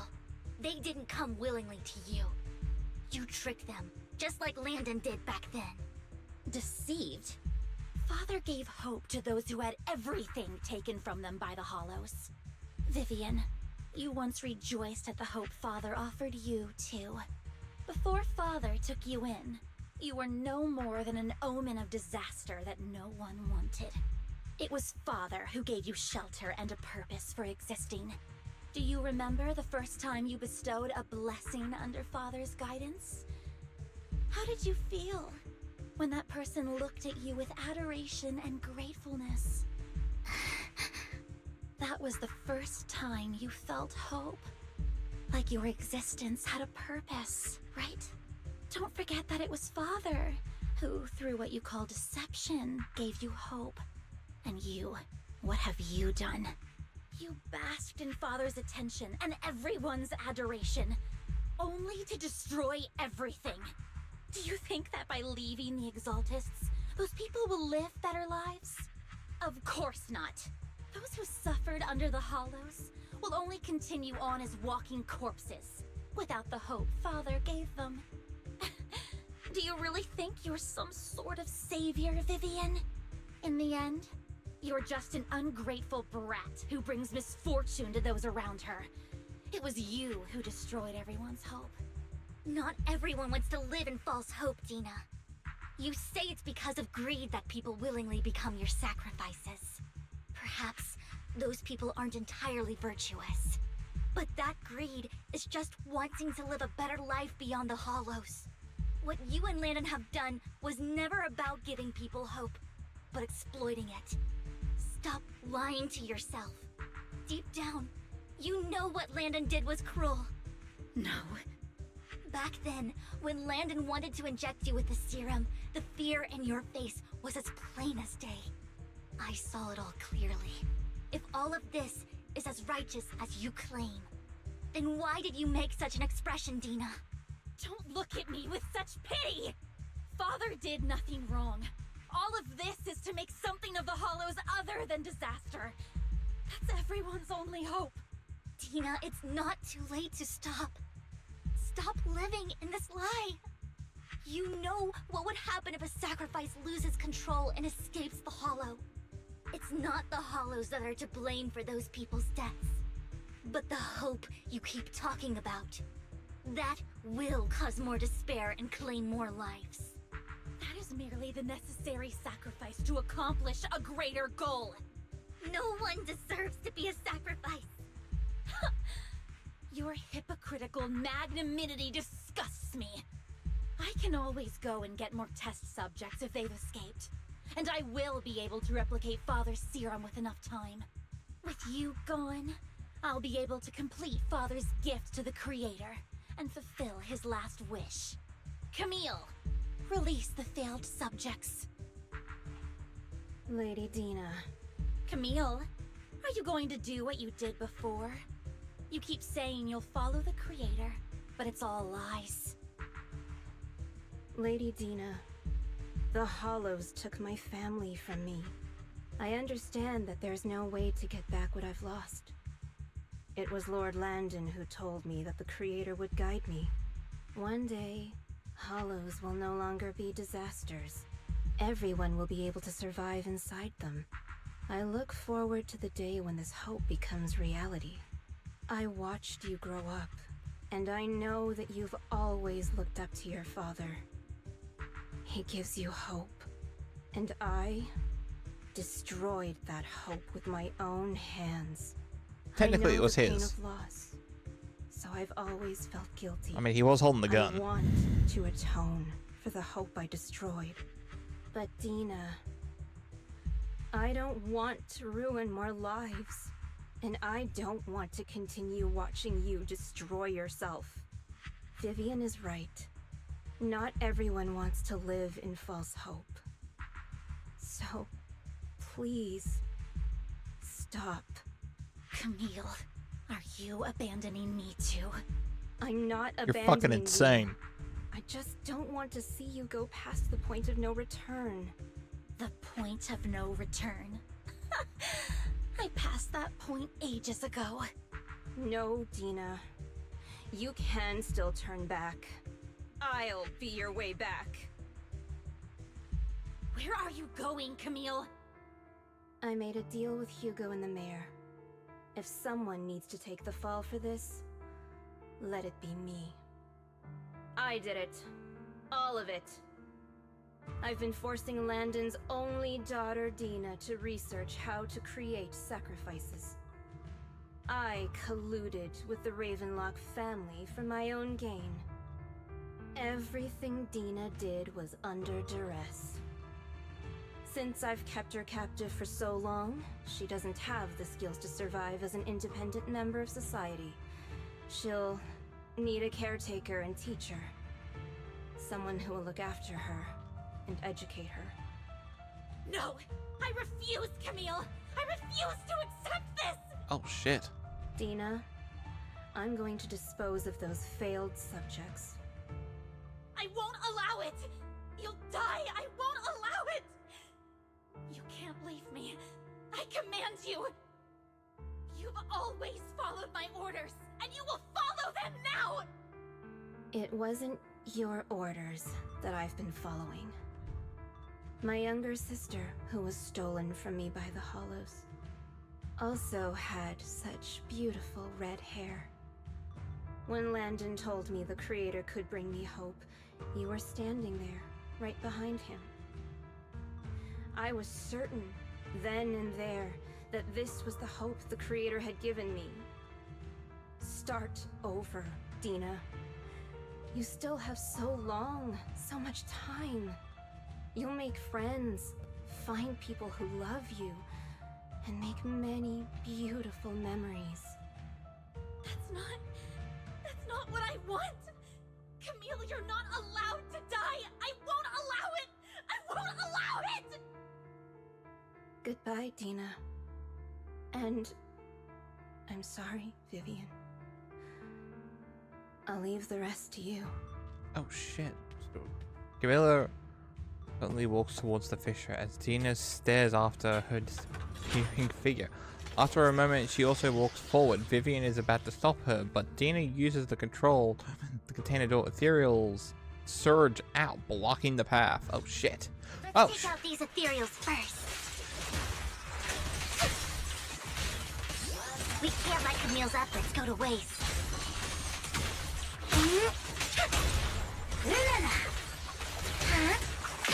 Let's go after Dina, Lord Phaeton. They must be on the other side of the fissure. Together, Lord Phaeton?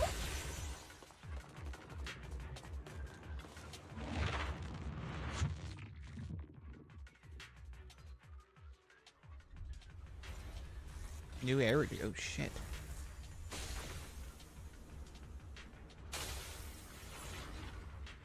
Oh, boss fight time. Are you satisfied now, Vivian? You were the one who brought yourself to this point. You're saying this is all my fault? Losing my father. Yeah, you could have losing just Camille. stopped.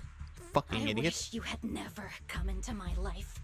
At first, when Father brought you home, I was happy. There are so many Exaltists, yet Father never allowed me to get too close with any of them. I never had any friends either. But when Father brought you back, he told me to take good care of you. That you were my first friend. I was also so happy the first time you took my place in helping Father select a person to receive the blessing. Because it meant you were different from all those other people. You could stay with me. But soon, I grew jealous. You took the attention that should have belonged to me. You even took Father's love from me. It's only because of my ability that Landon... I know, but... Vivian, jealousy is something you cannot control. Of course, the same goes for fear and hatred. I was terrified that one day you would look at me and shed tears. I knew if that day ever came, Father would not hesitate to force the blessing upon me. And when that day did come, I hated you for causing my father's death. Tina, you knew everything about what happened back then, so... why are you still defending Landon? And why didn't you tell me back then? If I had known earlier, maybe I could have found a way. Because it's the only thing that makes me more special than you, no? It proves I had Father's trust. I was more useful to him. Vivian, you said you wandered without a home ever since you were young, hated by anyone you encountered. You were happy to gain recognition from everyone and help Father when you were among the Exaltists. But in the end, you discovered you were being used, so you felt betrayed and hurt. Then, what about me? All I ever had was my father. I've never known a life outside of the Exaltists. Ever since I was young, my only purpose was to help Father select who was to be blessed. The only purpose I had was my father and the Exaltists. I've never been taught anything else, Vivian. It is what little value I have, and have ever had. In the end, you took even that from me, and completely destroyed it. You think you're doing good and fighting evil. You've only managed to affect a small part of your world. But have you ever wondered if maybe that's all there is to my world? I never wanted to hurt you. You were also my first friend. And that's why I wanted to save you back then. Save me? You and Camille all talk about saving me. Why don't you understand? To me, loss is so much more painful than death.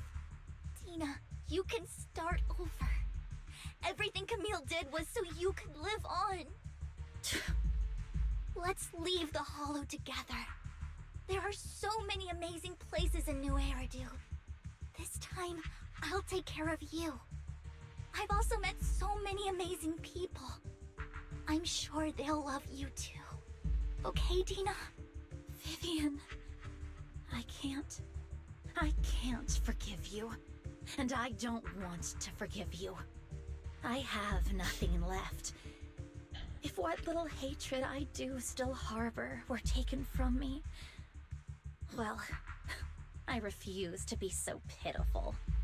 I won't apologize, Vivian. Tina closes her eyes and ejects the vial of the serum into her own arm. I called it. As soon as the ether crystals appear in her body, a sign of corruption. I don't want to hate myself. So I can only hate you for killing my father. And hate Camille for leaving me. But it was Camilla who accidentally killed your father, you idiot. Person I am. Hateful and despicable. I refuse to owe anyone anything. I refuse to feel regret. I won't. Vivian, I will keep hating you. I will take all who are precious to you. I will also hate Camille. So I won't do as she wished and start a new life.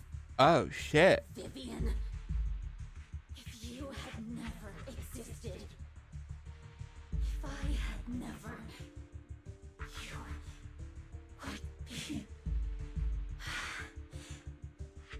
Lord Phaethon, please do not interfere. She was my first friend. I'm going to bid her farewell.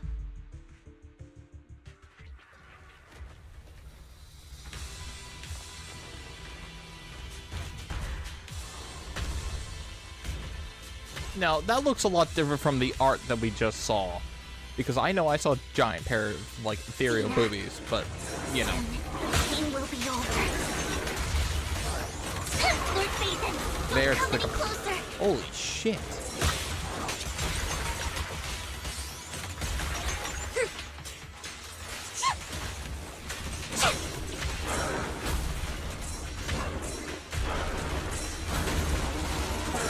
Who dares get between me and Lord Phaethon? That's loud.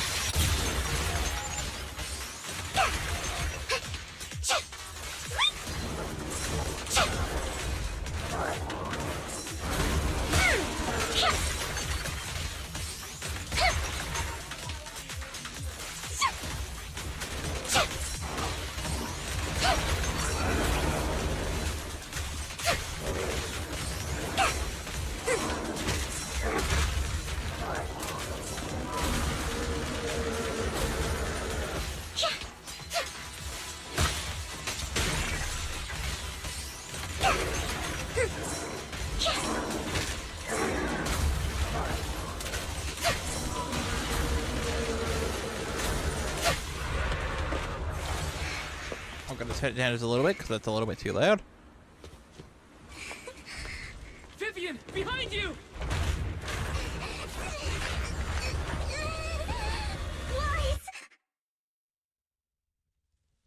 She cried again. She was crying.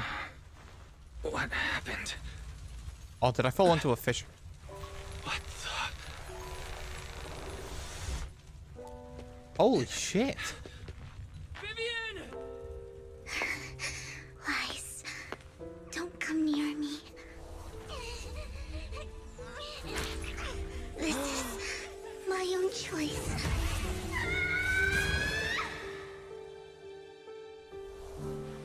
No. I'll change the fate I saw. Vivian!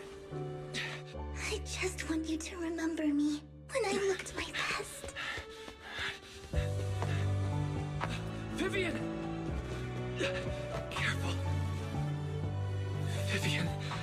Your body.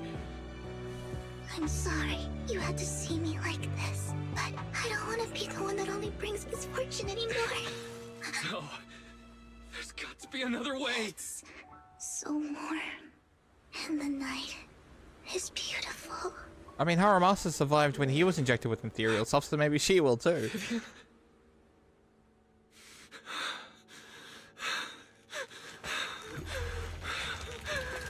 Oh? No. It can't end like this. Oh!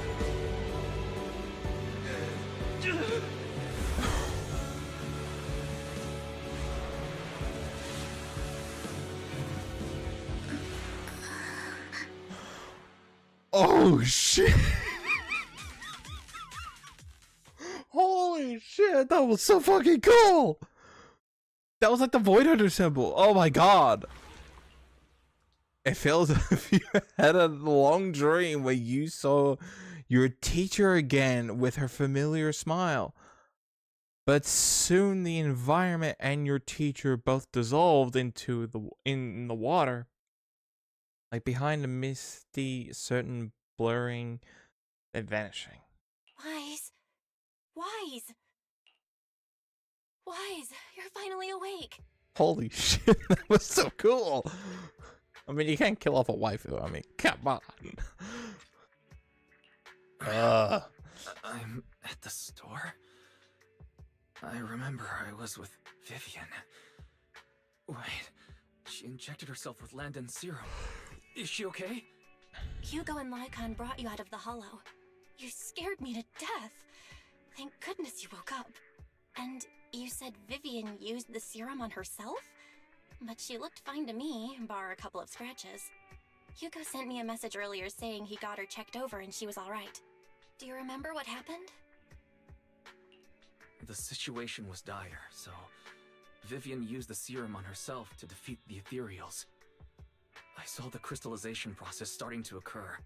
I can't describe exactly what happened. I saw something blurry, but I just wanted to stop Vivian's corruption process. I don't know exactly what I did, but then I lost consciousness. What happened after that? When I let Hugo and Lycon there, it was just you and Vivian lying there on the ground. We couldn't wake either of you. Let's put that aside for now. Do you feel any discomfort-wise? I'm a bit dizzy, but otherwise, I'm fine. Don't worry. Phew, that's good. You should rest for tonight. Hugo and Vivian said they'll come over tomorrow, so we can discuss the details then. Okay. Sorry for worrying you, Belle. Good night. It's time. This time, there is no strange sound or sight in your dreams. As you sleep peacefully throughout the night, shortly after you awake, Vivian, Hugo, and Lycon. Lord Phaethon! How are you feeling? No headaches? Leg pains? Heart palpitations? Loss of appetite? Vivian? I was just so worried. Sorry. Anyway, Lord Phaethon, I'm so glad you're okay. What happened this time was all my fault. Things were dire, and you did what you had to. Plus, if it weren't for you, we wouldn't be here now. So what happened? Wise said he saw the crystallization process start. But I didn't see anything through Eos. Hugo? Lycon? Did either of you guys see it? Allow me to explain. Miss Vivian told us what happened after she awoke, and the mayor arranged a full medical checkup for her. Based on the results, Miss Vivian indeed shows mild corruption sequela. But if the crystallization process had already started, the lingering effects should be far more severe. To be precise, if the process had already reached the point of mass surface crystallization, it should have taken no time at all to become an ethereal. So, the mayor theorizes that it was the etheric energy within Master Proxy's body that affected Vivian's condition and the surrounding etheric particles, causing Vivian's corruption to recede. Essentially, corruption is a reaction between the etheric particles inside the body and in the surrounding environment. Therefore, it's not necessarily irreversible. Just that currently our mainstream method of defense is prevention. I'm having a hard time believing that, even if it's coming from you, Lycon. It's almost like you're claiming I can manipulate etheric energy. Master Proxy, you are special. This is a gift your teacher left you. A gift from our teacher? How come I never knew about it? I don't know all the details, so I cannot explain everything to you. My apologies. However, Miss Yixuan might be able to answer some of your questions. She will visit you sometime soon, so please feel free to ask her any questions you may have. She has quite an eccentric personality. If she causes you any inconvenience... Can I file a complaint about her with you if she does? Master Proxy, you have always been a people person, so I trust you will handle things just fine. The way you said that just makes me more worried. In any case, the mayor has asked me to give everyone his most sincere gratitude. Unfortunately, the mayor could not come personally, but has promised everyone a favor. Provided it's within his means, he will offer his unconditional assistance once. There is no time limit on this favor. Unconditional, What if I wanted his position as mayor? If that is what you desire, then the mayor and his subordinates will be first in line to vote for you in the next election. Oh, damn! As for the other votes, you'll have to work for them on your own. But should you assume office, I hope you take full responsibility for handling all day-to-day matters and lead by example. By sheer happenstance, the mayor has provided you with a copy of his current assignment, the City Waste Sorting and Processing proposal. Old fox. Well, can I request Lord Phaethon's? The mayor imagined you might ask. I have prepared all the necessary documents, and the ceremony expenses will be covered by the mayor as a gift. As long as Master Proxy agrees, we can sign and process the documents immediately. But this matter requires mutual consent, and cannot involve coercion, confinement, or one party's lack of consciousness. Stop! I would never do that to Lord Phaethon! Wait, does she want to marry us? Probably. As for you, Master Proxies, the mayor has some sense of what you desire. That said, he hopes you might speak with Miss Yixuan first before you decide the timing of that favor. Hugo Lycon are still bickering, and Vivian sits on one side, eager and empathic.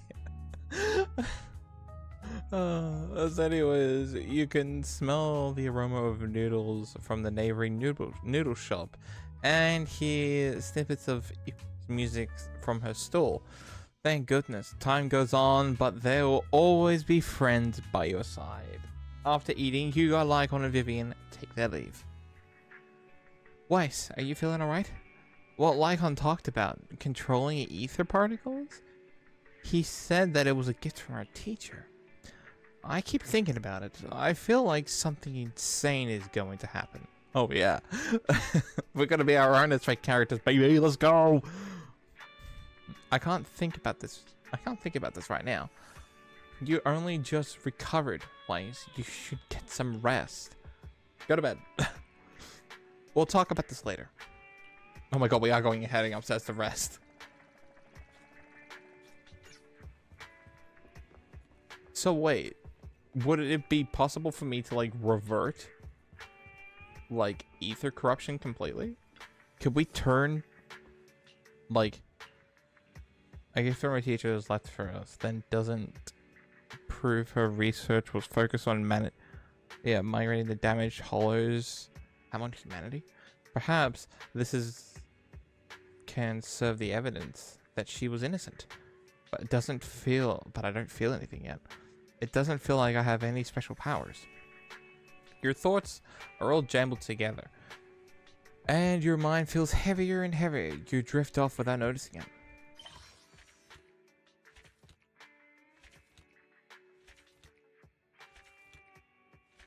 Oh, that's why.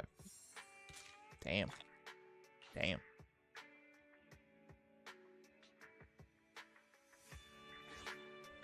New Eridu continues to coexist with sacrifices, and neither daily life nor hidden crisis never ceases. New stories and the distant horizon are surely exciting, but one should only cherish each passing day. Present or past, one day they'll become memories worth holding on to.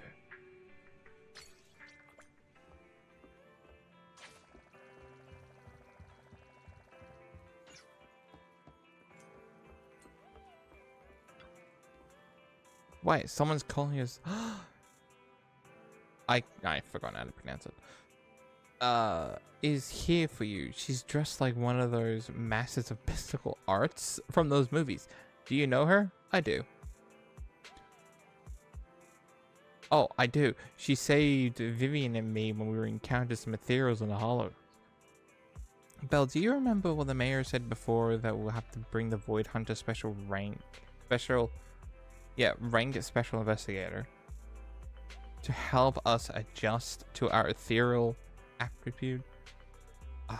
I need to remember how to say her name properly. I see. No wonder. She has such a unique presence. According to her, we'll have good Feng Shi? And Sixth Street is geometrically blessed and a good place to live to. That makes sense. Really? Of course, she looks so serious. It doesn't sound like just empty flattery. You weren't here when she came in earlier. She was just here? Oh. I asked if she wanted to stay and wait, but she said she wanted to take a look around and you could talk once you're free. If you have the time now, you can go find her, Weiss. Oh, she's here. Find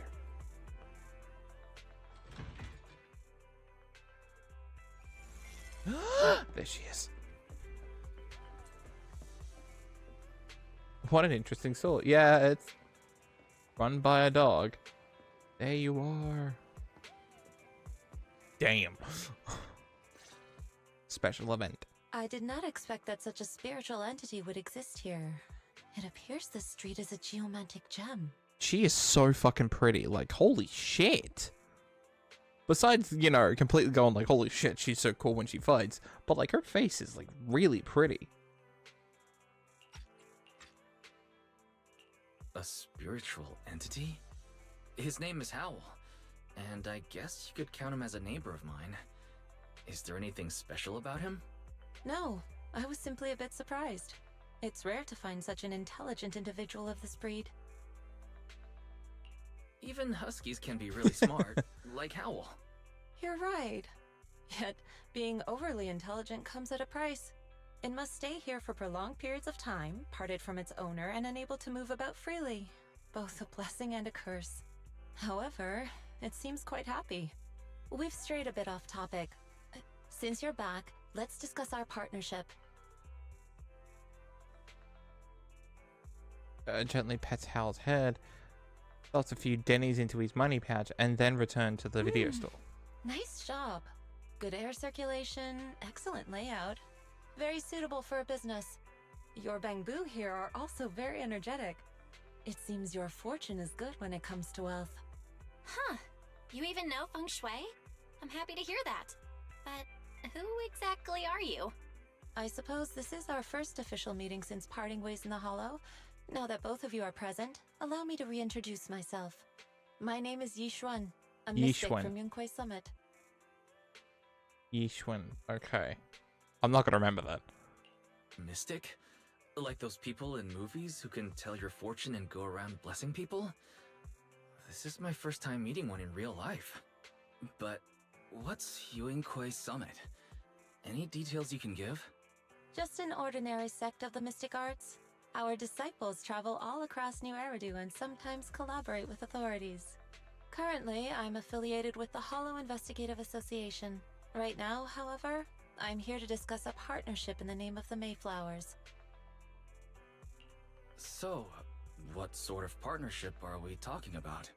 I have reviewed the documents provided by the Mayflowers. You previously underwent an implant surgery. After recent adjustments, abnormalities occurred. These abnormalities bear resemblance to the craft practiced by us at Yunquai Summit. Oh. If you are willing, I can teach you how to better control your abilities. Ooh. Better control my abilities. That sounds great, but there's no such thing as a free lunch. Since you're willing to teach us your craft, Shifu, you must want something in return, right? That's right. Mayflower will have you join me for some investigations.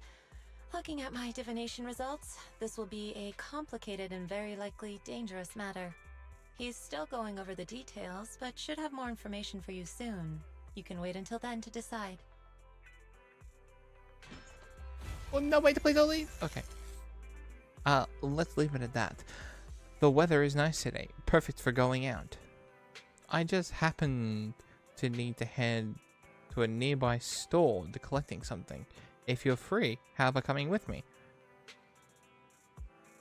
We have a long path ahead of us, so if it would be good to take the opportunity to learn about each other's other way and methods. Sure. Damn.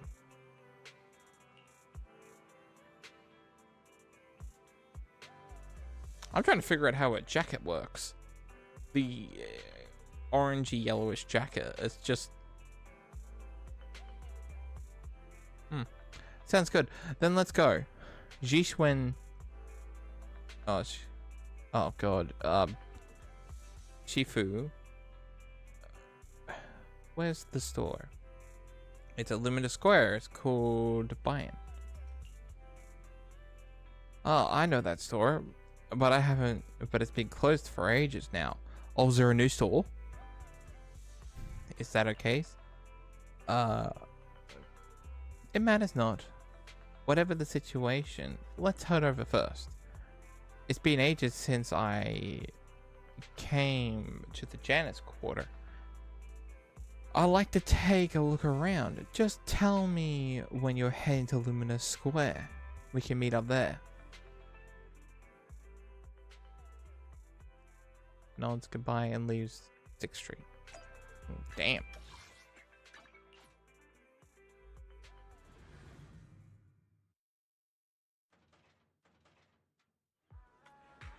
Oh my god, she's bringing everyone's attention. Please help me check my fortune. Oh. Here's my pop. Look, doesn't this thick wealth line mean I'm about to strike it rich? I've looked it over, and your fortune is decent. Huh? You barely looked at it, and you're already done? You have good fortune. What? You don't believe me? I do. Thank you so much. Next, it's my turn. Hey, wait, hey, quit cutting in line. So this is where you were. Who are all these people? You're here, Wise? I decided to take a break. I didn't expect so many people to come seeking my divination services. Don't worry, I need no more than a simple spell to solve this matter.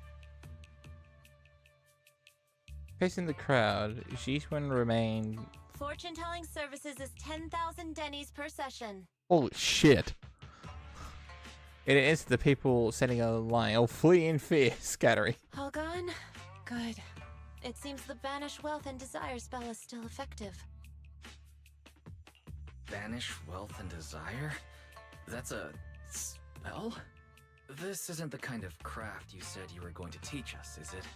Our video store has a business license, and we'd get complaints if we charged unfair rates. Of course not. This is just a trick to deal with trouble. I'll take my time showing you the true craft of Yunquai Summit. For now, let's find that shop. Look at little bamboo. Shifu, please wait. Shifu, so many people wanted to tell you their fortunes. You must be a divine immortal of legend. Great, I finally get to meet an immortal in the flesh. Please, I need your help. I'm not an immortal. I'm just normal mystic. However, it appears you're in quite a pickle. it bumped its head when it was produced, and I don't know what parts got damaged, but sometimes it gets all days and it really slows to respond. Also, I can't connect to the internet and can't receive messages, so it isn't caught up with anything and ends up looking even more silly. Other Bangbu keep mocking it, and it's got a short temper, so it's always fighting other Bangbu. Oh damn, what, is this just a broken Bangbu? No, it's afraid it can't be repaired and will be scrapped, so it refuses to go to repairs.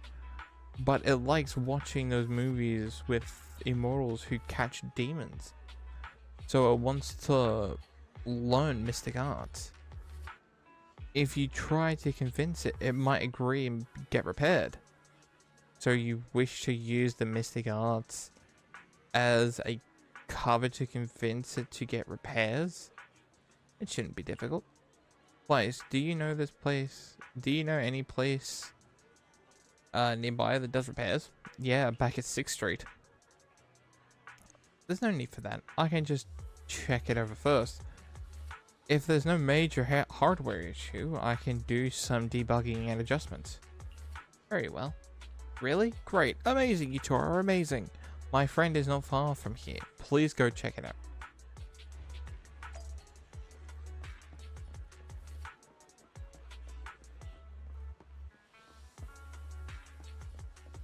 Oh, this guy.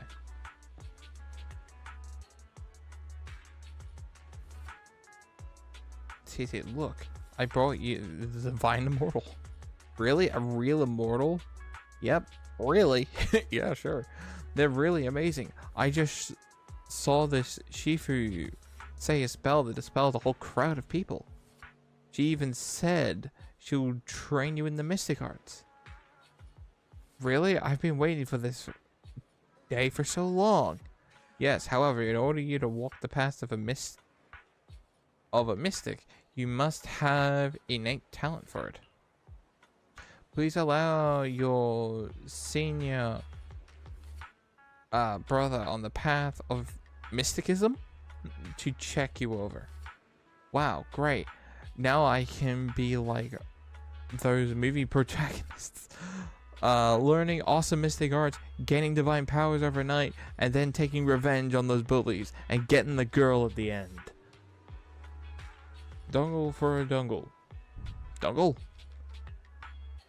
A widget for a widget. Everything they did to me in the past, I, CC, will make them pay for it tenfold. Alright. Just calm down. Yeah, just shut up and let me fix you. Carefully check Bangbu CC's parts. Its network's module is a little bit busted up, but the damage is minor. You can fix it. Is it a minigame? Yeah, it's a minigame.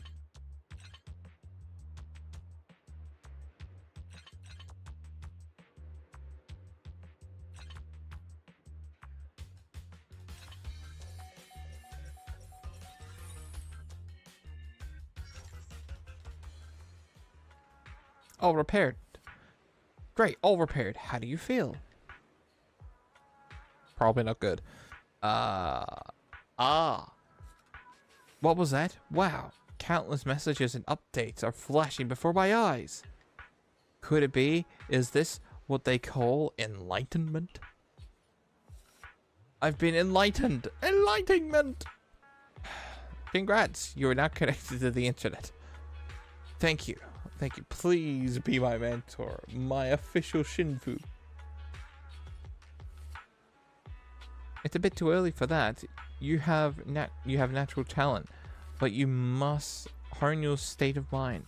Once you've matured a little, you may come and seek mentorship. If there is a place we go to and we see that Bangbu, this is like, he actually came here. I do not know much of Bangbu affairs, but I can teach you an incantation, a spell of calming. Oh my god. when you feel agitated and wish to fight those on other Bangbu, you can recite the incantation under your breath. Their brains are made their brains are made of defective parts. Thus, you can avoid conflict and disaster. I see. Their brains are made of defective parts. The Bangbu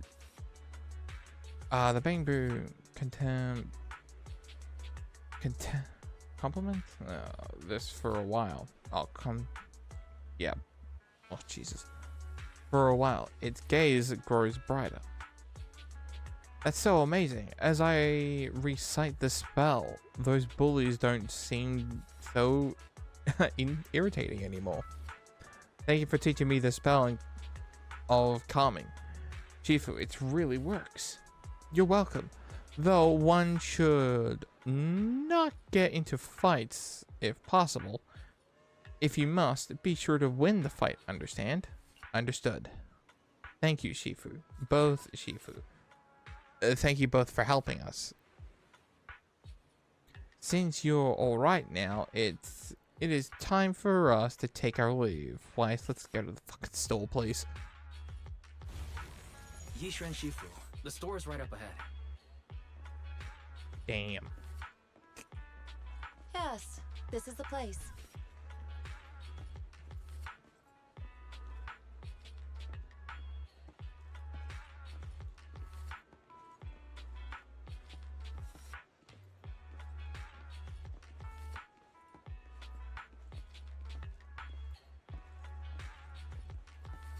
I think we're all gonna be looking in the same spot because my god, she's. This is the one.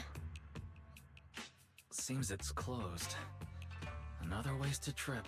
Well, if we didn't fuck Not around with that Bangbu the whole necessarily. time. 1 second, please. Jishwen walks up to the door, gently knocks 3 times in a rhythm. Slips a note through the door. A moment later, someone coughs and cracks open the door, passing something to Jishwen. Huh? Is there someone inside? Relax. The boss prefers to do business with people they know. They like their peace and quiet, so they rarely open for customers. I'm an old acquaintance and just wanted to retrieve something. What a strange private business. Shifu, what exactly are you retrieving? Just some things needed for our future investigations. You'll know in time. Really? Shifu, I feel like you're always so mysterious. Rest assured, I'm not hiding anything from you. It's simply because the correct time has not yet arrived, so there is no need to rush. Since we've already obtained what we came for, let's part ways here. There will be plenty of time in the future. We will certainly meet again. She is so fucking pretty. Like, holy shit, she is insanely pretty.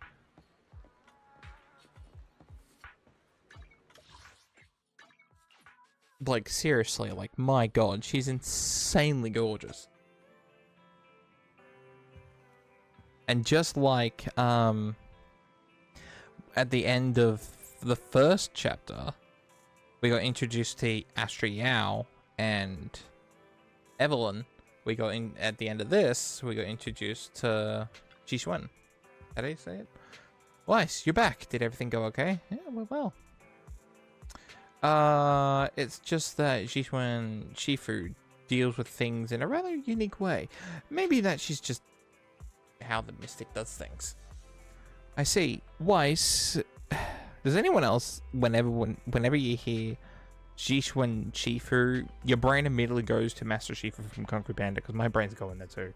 Do you think that Jishwen Shifu claim is real? Learning mystic arts and whatnot? It sounds like it came straight out of a movie. Well, you are in a video game. You were going to be like those movie protagonists who uses talismans to defeat ethereals and magic arrays. Magic arrays to suppress hollows. It's definitely won't be as exaggerated as a movie, but I don't think Jisoo Shifu was lying. She really did display Mystic Arts powers back in the hall. She did. It was so cool. I see. Well, I trust your judgment. Plus, the mayor must have his reasons for choosing her to teach us. Jisoo... I'm already forgetting how to pronounce it. Said that the mayor would have us help her on some investigation. I wonder what that is. Either way, we'll find out soon. There is no rush. Weiss, you've been busy recently. Why don't you go to bed? Things are quiet again. I should keep raising my internet level. That's it. That's it. That's it. Oh yeah, that's it. Everything's lighting up. And we have an event. R3. No! You could see it. If I click R3, it will go to the next. Season 2. Oh, shit. Faith and Story. The Song of Tomorrow. The Song for Tomorrow.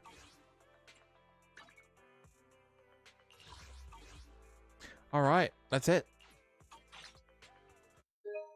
Oops. That's a notice. Never mind. But that's it. And unfortunately, as I said before, there's no story about Vivian, which is a first.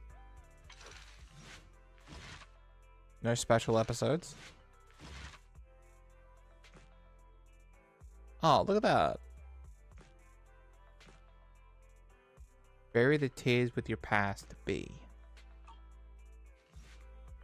Okay, that's it. Oh, Eos is having a seizure. Oh, he's fine. But there we go. That's it. It's done. Now we just have to wait for part 2. Oh, season 2. And then I can properly learn how to say Jishwen, which I'm probably butchering it. But, oh well then. But that's it. It kind of bums that we don't have a Vivian chapter, but I mean, the whole any part of this was still pretty good. We learned a lot about it in this main story anyway. But that's it. I'm having a break. It's going to take forever to download. It's going to take forever to change and all that shit. Oh, man. If I knew that, I would have done this later. Shit. Oh, 4 hours. That's going to take forever to download. Alright. Well, we'll just have to wait. And tomorrow... Devil May Cry, then Oblivion. Hopefully, if I wake up early, I'll be able to stream twice in one day. Hopefully.